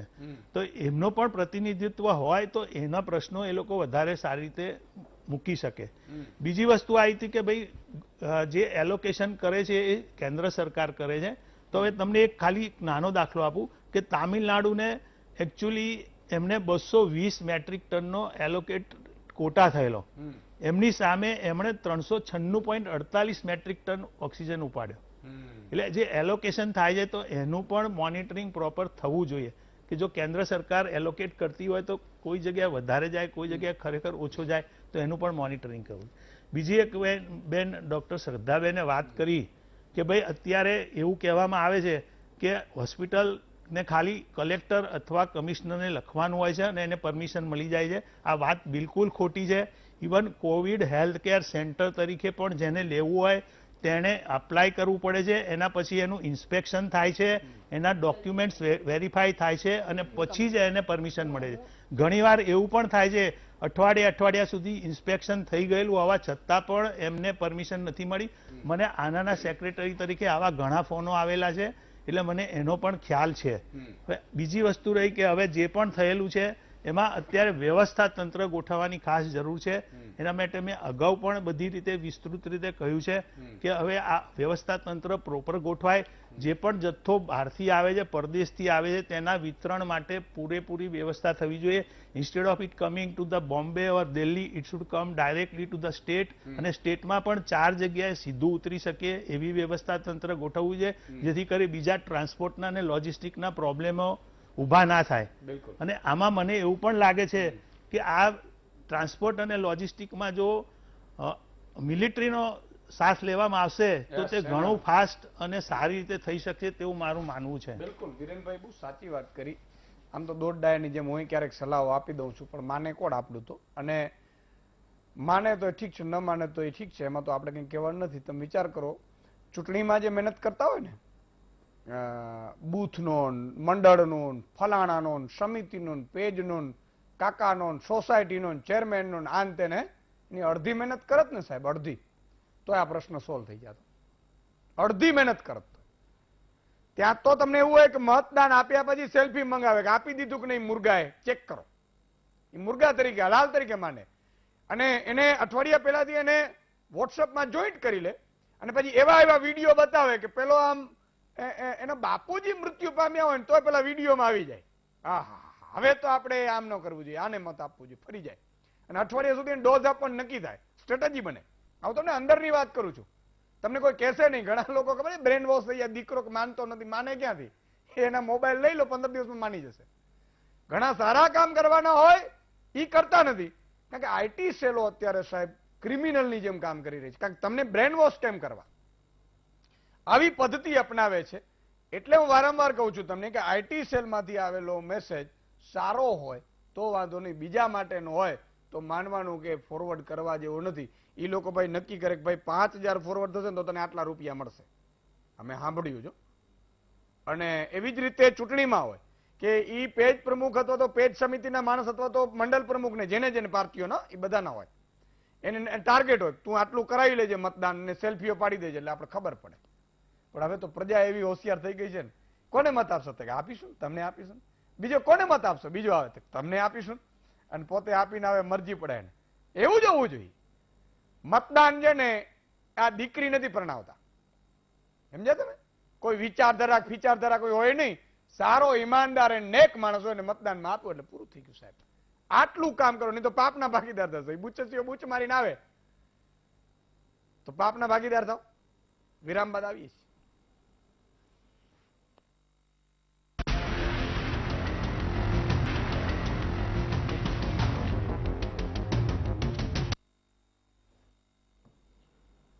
વિરામ બાદ આપનું સ્વાગત છે દર્શક મિત્રો. મને છોડીને નહીં ગયા હો મને વિશ્વાસ છે. અને આ મેં પહેલા જ કીધું કે આ સમુદ્ર મંથન છે. જો આ 3 વ્યક્તિઓને નહીં ગમે અથવા તો લોકોને જે ન ગમે એ આ 3 પ્રકારના જે છે એમાંથી 12 નહીં લખી લખવાનો. કાં તો એ બુચસીઓ હશે, કાં તો એ બ્રેન વોશ થયેલો હશે, અને કાં એ લાભાર્થી હશે. આ 3 ને નહીં ગમે. લાખાભાઈ જામનગર થી જોડાયા છે. જી લાખાભાઈ. હા જી હા બોલો બોલો. વાત કરી છે. હાજી બોલો બોલો. ઈસદાન ગઢવી બોલું છું. હા ભાઈ હું એમ કહું છું, હા ભાઈ હું એ બોલું છું હા કે સરકારે 5 કિલો અનાજની ને જે કરી છે જાહેરાત, હા હા તો હું 80 કરોડ બધા ગરીબ છે અને 4 વ્હીલ વાળા પાસે રાશન કાર્ડ નીકળે ગરીબીનું, એ ગરીબ છે? હે? અરે ભાઈ શું કે અનાજ ભાઈ તમે રેકડી વાળાને રેકી નાખે છે અને ગરીબ માણસને 10 કિલો કરી દો અને 4 વ્હીલ વાળાને બંધ કરો. ઓકે, જરૂર પડે છે નથી પડતો. લાખાભાઈની વાત સાચી છે, ખૂબ ખૂબ આભાર. હું એમ કહું છું મિત્રો કે હોમ ડિલિવરી કેમ ન થાય. મારી અપીલ છે ગુજરાત સરકારને કે જે પણ વ્યક્તિ હોય જે લાભાર્થી છે એની હોમ ડિલિવરી થઈ જવી જોઈએ. અનાજની હોમ ડિલિવરી થાય, કેમ ન થાય? એ 2 કિલો ખાંડ મળતી હોય, 2 કિલો ઘઉં મળતા હોય કે 1 કિલો તેલ મળતું, હોમ ડિલિવરી થઈ જાય. ઇમરાનભાઈ અમદાવાદ થી જોડાય છે. જી ઇમરાનભાઈ. હા નમસ્કાર સર. અને સૌથી પહેલા તો હું વીટીવી નો આભાર માનું છું કે તમે આ મુદ્દા માટે પ્રશ્ન ઉપાડ્યો. હા થેન્ક યુ. સૌથી પહેલા તો સર આ વાત કહેવાની છે મારે સરકાર જોડે કે સરકાર આ કોરોના કાળમાં સૌથી પહેલી નિષ્ફળ ગઈ છે. કેમ કે અત્યારે જે આપણે હોસ્પિટલની જરૂર હતી એ હોસ્પિટલની જગ્યાએ સરકારે પોતાની રેલીઓમાં પોતાની સભાઓમાં વધારે પડતા ધ્યાન આપ્યું. જનતા મરતી હોય એ મરતી રહે એના ઉપર સરકારે કોઈ ધ્યાન નહીં આપ્યું. આપણા વીએસ હોસ્પિટલ જે ચાલુ હતું એ વી હોસ્પિટલ આ કોરોના કાળમાં અગર સરકારે એ હોસ્પિટલ ચાલુ પાછી કરી દીધી હોત તો કદાચ કેટલાક પેશન્ટોને આપણે ટ્રીટમેન્ટ આપી દીધા હોત ને કેટલા લોકોની જાન બચી ગયા હોત. ને પછી આપણા આજે મુખ્યમંત્રીશ્રીએ મીડિયા માધ્યમે એમ જવાબ આપ્યું કે ઓક્સિજન વિના એક પણ માણસનું મૃત્યુ થયું નથી. અને મીડિયા જોડે પોતે જીએમડીસી ગ્રાઉન્ડમાં કેટલાક પેશન્ટોને બહાર બહાર ઉભા હતા અને એટલે કેટલાક પેશન્ટો અંદર નહીં લીધા પ્રાઇવેટ વાનમાં અને વગર ઓક્સિજન વગર ટ્રીટમેન્ટ એ લોકો મર્યા છે. તો એમનો જિમ્મેદાર કોણ? સરકાર. મોદી સરકારે સર 2014-25 બધાને લોકોને લાઈનમાં જ લગાવ્યું છે. નોટબંધીની લાઈન, આધાર કાર્ડની લાઈન, બરોબર, પેટ્રોલના પૈસા વધાર્યા, આજે વેક્સિનની લાઈન, ડોઝ લેવાની લાઈન, ઓક્સિજનની લાઈન, સ્મશાનમાં લાઈન, કબ્રસ્તાનમાં લાઈન, કોઈ જગ્યા અત્યાર સુધી બાકી નહીં છોડી કે અત્યાર સુધી બધા લાઈનમાં જ લગ્યા છે. બિલકુલ ઇમરાનભાઈ, તમારી પીડા છે એ વાજિબ છે. દિલીપભાઈ, આમાં આપણે બે રીતે કહેવાય તો ગુજરાત છે ને થોડું વિશેષ કરી શક્યું હતું. શું કર્યું છે એની વાત પહેલા પછી કરીએ છેલ્લે, પણ મૂળ બધા રાજ્યો જે કરી શકે આપણે કરવાની હતી અને ડોક્ટર શાહ સાહેબે જે એના તરફ ઇશારો પણ કર્યો. મૂળ વાત હતો જે આપણે બહુ વર્ષ પહેલા પણ કર્યું હતું, સંકલનનો અભાવ અને તમારે જેને સાથે લેવાના હતા ડોક્ટર્સને અને જે જાણકાર છે એને સાથે નથી લેવાય. આ જયારે દરમિયાન ગ્રામીણ વિસ્તારોમાં સ્થિતિ વધારે ખરાબ થઈ ત્યારે બહુ બધા લોકો સાથે સામેથી ફોન આવતા હતા. એમાંથી એક મિત્ર છે જે આરોગ્ય વિભાગમાં કામ કરે છે, એને પણ બળતરા વ્યક્ત કરી કે સાહેબ આખું વર્ષ જતું રહ્યું, હજી સુધી સંકલન નથી થતું. કલેક્ટર બેઠા બેઠા હુકમ ફાડ્યા કરે, એનાથી ચિઠ્ઠીઓ લખ્યા કરે. સાહેબ અમને પૂછો તો ખરા, અમે તાલુકામાં કામ કરીએ છીએ, અમે એક તાલુકામાં હોસ્પિટલ છે, બીજા તાલુકામાં હોસ્પિટલ છે, ત્યાં કંઈક સ્થિતિ અલગ છે, ત્યાંની એમ્બ્યુલન્સ જૂની છે કે નવી છે, ત્યાં ઓછા માણસો આવે છે કે વધારે માણસો આવે છે, ત્યાં સ્ટાફ છે કે નહીં, અને સ્ટાફ છે તો એમાં રજા ઉપર છે કે શું છે, એ પરિસ્થિતિની ખબર અમને હોય, આરોગ્ય વિભાગને હોય, આરોગ્યને હોય, પેલા કલેક્ટર ને મામલતદાર ને ન હોય. તમે અમને તો પૂછો, તમે હુકમ કરો, એટલે હુકમ કર્યા પછી અમારે વ્યવસ્થા ગોઠવવી પડે, એટલે વ્યવસ્થા ગોઠવાતી નથી, વ્યવસ્થા ભાંગી પડે છે. એટલે ક્યારે ન થયું, આ આખી આરોગ્યની સમસ્યા હતી ને આરોગ્ય વિભાગને તો પૂછ્યું નહીં, તમારા આરોગ્ય વિભાગને નહીં પૂછ્યું. ગુજરાતમાં આરોગ્ય પ્રધાન શું કરે છે નીતિનભાઈ પટેલ, ક્યાંય દેખાયા કોઈ દિવસ આટલા સમયમાં? કારણ કે એની સાથે સંકલન નથી, આમે સંકલન નથી આરોગ્ય પ્રધાન અને સીએમ વચ્ચે, અને આમાં વખતે બી નથી, કારણ કે એમને તો કોઈ પૂછતા નથી, સીએમ ને કોઈ પૂછતા નથી, કારણ કે સીએમ અને દિલ્હીનું કોઈ સંકલન નથી. દિલ્હીથી હુકમ આવે સીધો અધિકારીઓને આવે છે, એ બી ખબર નથી હોતી. હા, એટલે એક સમસ્યા થઈ, એ સંગઠન. બીજું જે થવાનું હતું એ વખતે બી વર્ષ પહેલા પણ આપણે કીધું હતું કે જે નિષ્ણાંત છે, જે કામ કરે છે, એને પૂછીને તમે નિયમો કરો.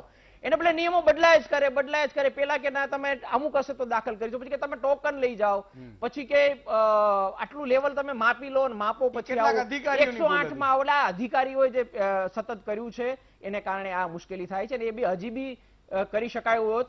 જયારે ધીમે ધીમે વધવા માંડ્યા આંકડા, બધાએ કીધું હતું સેકન્ડ વેવ આવશે, આખી દુનિયામાં આવ્યો છે, એકે દેશ બાકી નથી જ્યાં સેકન્ડ વેવ ના આવ્યો હોય. એટલી તો અક્કલ આપણામાં હોવી જોઈએ કે આવશે સેકન્ડ વેવ.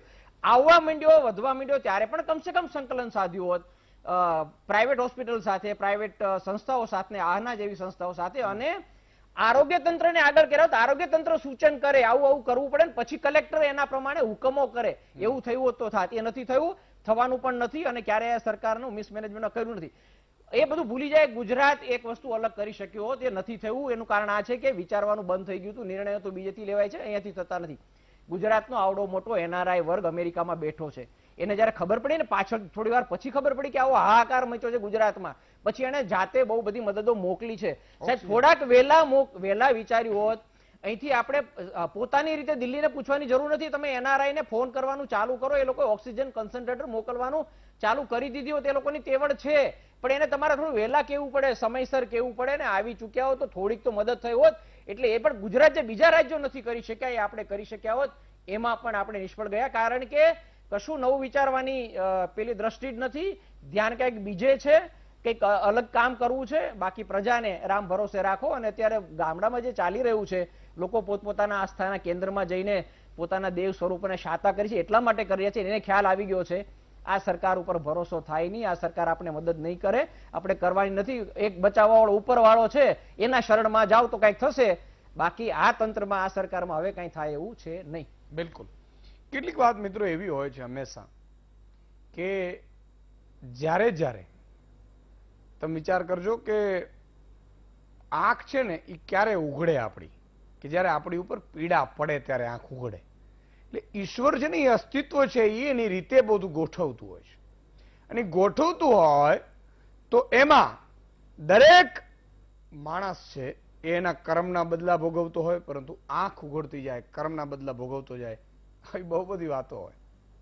જ્યારે ભગવાન રામ અને વનવાસની વાત થઈ તો સાહેબ તમે વિચાર કરજો, વાલ્મીકી ઋષિએ લખ્યું છે કે અકારણ એટલે કૈકઈની દાસી અકારણ મંત્રા છે એ અગાસી ઉપર ચડી, અકારણ, કારણ નહોતું કઈ, અકારણ. સામે કૌશલ્યાની દાસી હતી એટલે એમણે કીધું કેમ બેન હરખાય છે? તો કે આજે રામ છે એ આવતીકાલે શપથ લેવા, એટલે એને રામ રાજગાદી બેસવાના છે એટલે હરખતે. એટલે કૈકઈની દાસી, કૈકઈનો દીકરો એટલે ભરત, કૌશલ્યાનો દીકરો એટલે રામ. કૈકઈને એમ થયું, દાસીએ મંત્રાએ કીધું કે ભરતની જગ્યાએ આ બેસે છે, અને કૈકઈના બે વચનો હતા એ દશરથ પાસે માંગે છે. પણ સવાલ અહીંયા આવે છે સાહેબ કે અકારણ મંત્રા ચડી તો એને શું દશરથનું મોત બોલાવતું હતું? શું એને રાવણનું મોત બોલાવતું હતું? કે અહલ્યાનો ઉદ્ધાર બોલાવતું હતું? તમે વિચાર કરજો કે હનુમાનજીની ભક્તિ બોલાવતી હતી? વાત શું હતી? ઈશ્વર છે એવા રસ્તા બનાવતો હોય છે કે જેના કારણે કોઈક અધર્મી આવી ગયો હોય તો એનો નાશ થતો હોય છે, અને અધર્મીને નાશ થવા માટેના આખા રસ્તાઓ. એટલે આ બધી વસ્તુમાં આપણે પોઝિટિવ રહેવાનું છે. કુદરત જે કરતો એ સારું કરે છે. એક નાનકડા વિરામ બાદ આવી છે, ક્યાંય જતા નહીં.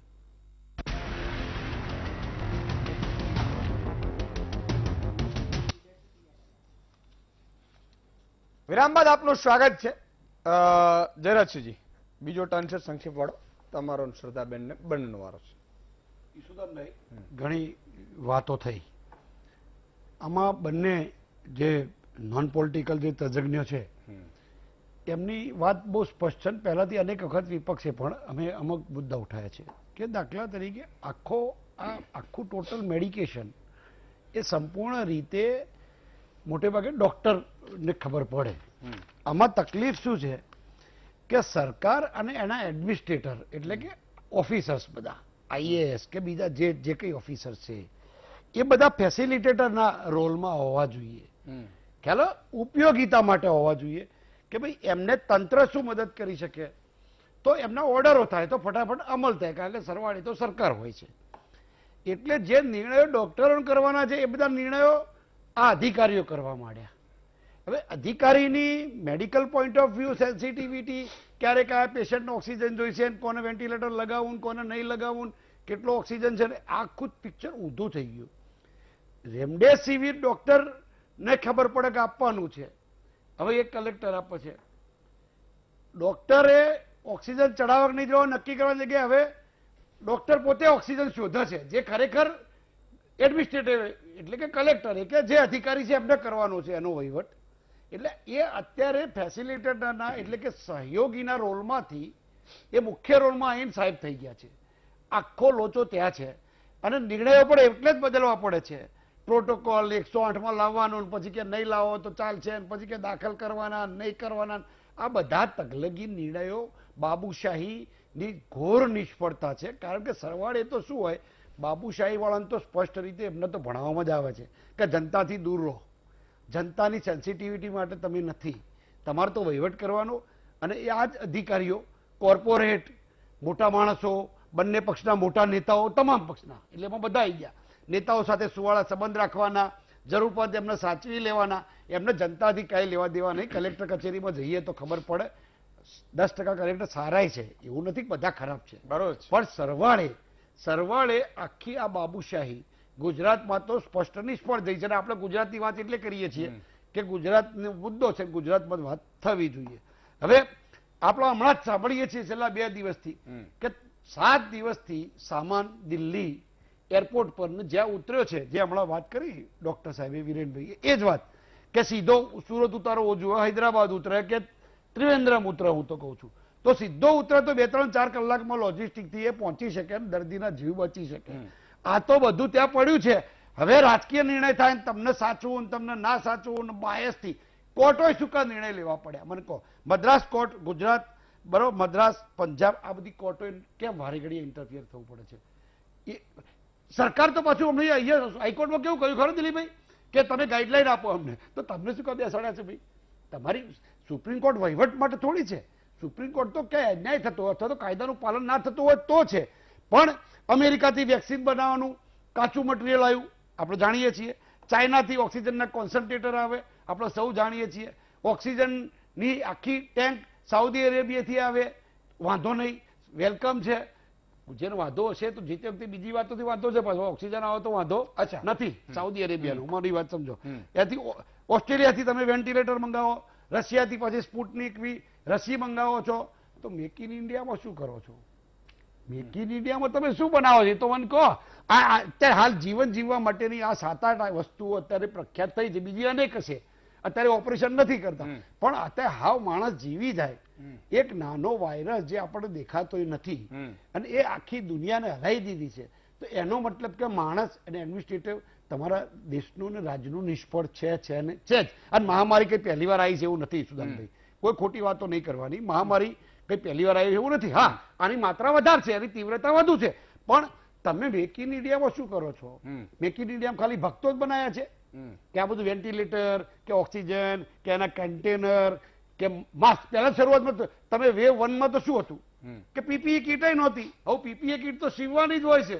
એમાં શું મોટા એવા મશીનરી લાવી દેવાની? કોણ કહે છે? લાવો બતાવો, કોણ કહે છે મોટી મશીનરી લાવી દેવાની? એનું શું, એનું એવું શું મિકેનિઝમ? તકલીફ ક્યાં છે એ તમને કહું. મેં એક જર્નલમાં મને એક જવાબદાર વરિષ્ઠ ડોક્ટરે મને કહ્યું કે અમેરિકાનો હેલ્થ સેક્રેટરી, એનું નામ પણ આપ્યું પણ મને એ નામ મને યાદ નથી, એને કહ્યું કે એ સિનિયર મોસ્ટ ડોક્ટર છે, હેલ્થ સેક્રેટરી. કોની વાત કરું છું? Health secretary. અહીંયા આપણા દેશના હેલ્થ સેક્રેટરી છે ને મિકેનિકલ એન્જિનિયર છે.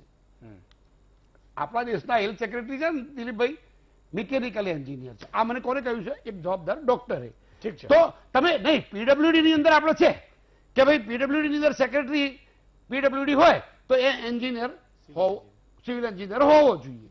તો અહીંયા પણ જે હેલ્થ પોલિસી છે, આટલા માટે કે સાવ હું રાજકીય અવલોકન નથી કરતો, પણ તમે તમારી જગ્યા પોલિસી છે, તમારી હમણાં ન્યૂ એજ્યુકેશન પોલિસી પણ આવી, તો એવી હેલ્થ પોલિસી પણ રાષ્ટ્રીય લેવલે આવી જોઈએ.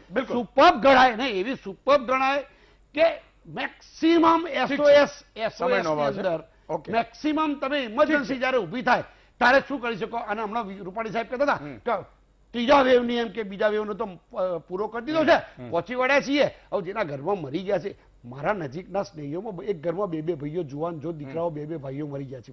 હમણાં એક કોટ ગામ છે ધોળકા તાલુકાનું, ત્યાં આખું ગામ તૈયાર છે. એ ગામમાં અનેક લોકો યુવાનો મરી ગયા છે, આખું ગામ તૈયાર છે કે અમારે કોવિડ સેન્ટર કરવું છે. કોઈ લાઈન દોરી નહીં, કોઈ કશું નહીં. કારણ શું કે નીચલા સ્તરે જિલ્લા અને તાલુકા લેવલે નેટવર્ક જ નથી ભાઈ. ક્યાંય નથી. ભરતી તો કરો.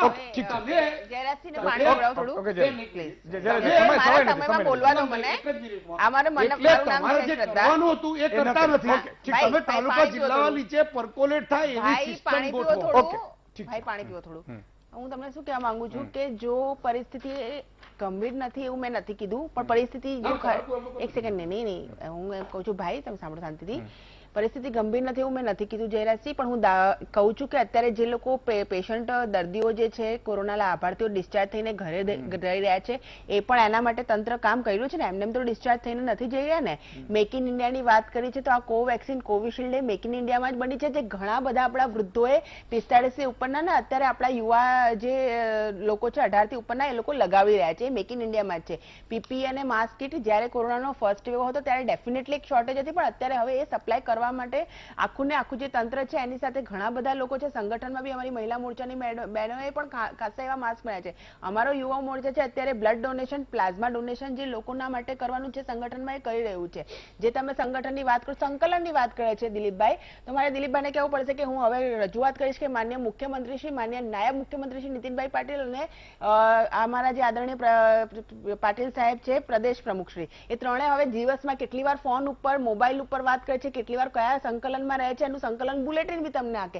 એક હાઇપોથેટિકલી કહી દેવું કે સરકાર કે સંગઠનમાં સંકલન નથી, મને લાગે છે આ બિલકુલ ગેરવ્યાજબી છે. અમારું સંગઠન અને સરકાર બંને સંકલનમાં કામ કર્યું છે. યુવા મોરચો એક સેકન્ડ સાહેબ, તમારા વખતે હું નથી કશું બોલતી, એ જ દર્શાવે છે કે હું શાંતિથી સાંભળું છું.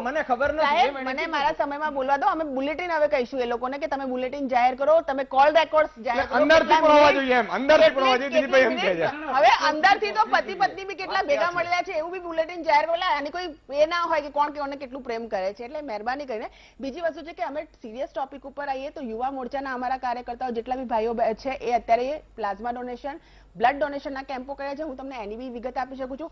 મહિલા મોરચાની જે અમારી બહેનો છે અત્યારે કોઈના માટે આયુર્વેદિક ઉકાળો બનાવવો હોય કે માસ્ક બનાવવો હોય કે કોઈના ઘર સુધી ટિફિનની સર્વિસીસ પહોંચાડવી હોય, કોવિડ સેન્ટરની અંદર અમારા અન્ય મોરચાના ભાઈ બહેનો અને સેવાહી સંગઠનનું રૂપ છે. જે પેજ અમે કોરોનાનું બનાવ્યું છે એમાં અમે હવે સ્ટાર્ટ કર્યું છે કે દરેકે દરેક વ્યક્તિએ વેક્સિન લઈ લીધી છે, first dose second dose complete થયો છે કે નહીં એ તમામ પેજના લોકોને પણ ફર્સ્ટ ડોઝ અને સેકન્ડ ડોઝ વેક્સિનેશન જે છે એ કમ્પ્લીટ થાય એની જવાબદારી પણ સેવાહી સંગઠનના માધ્યમથી સોંપવામાં આવી છે.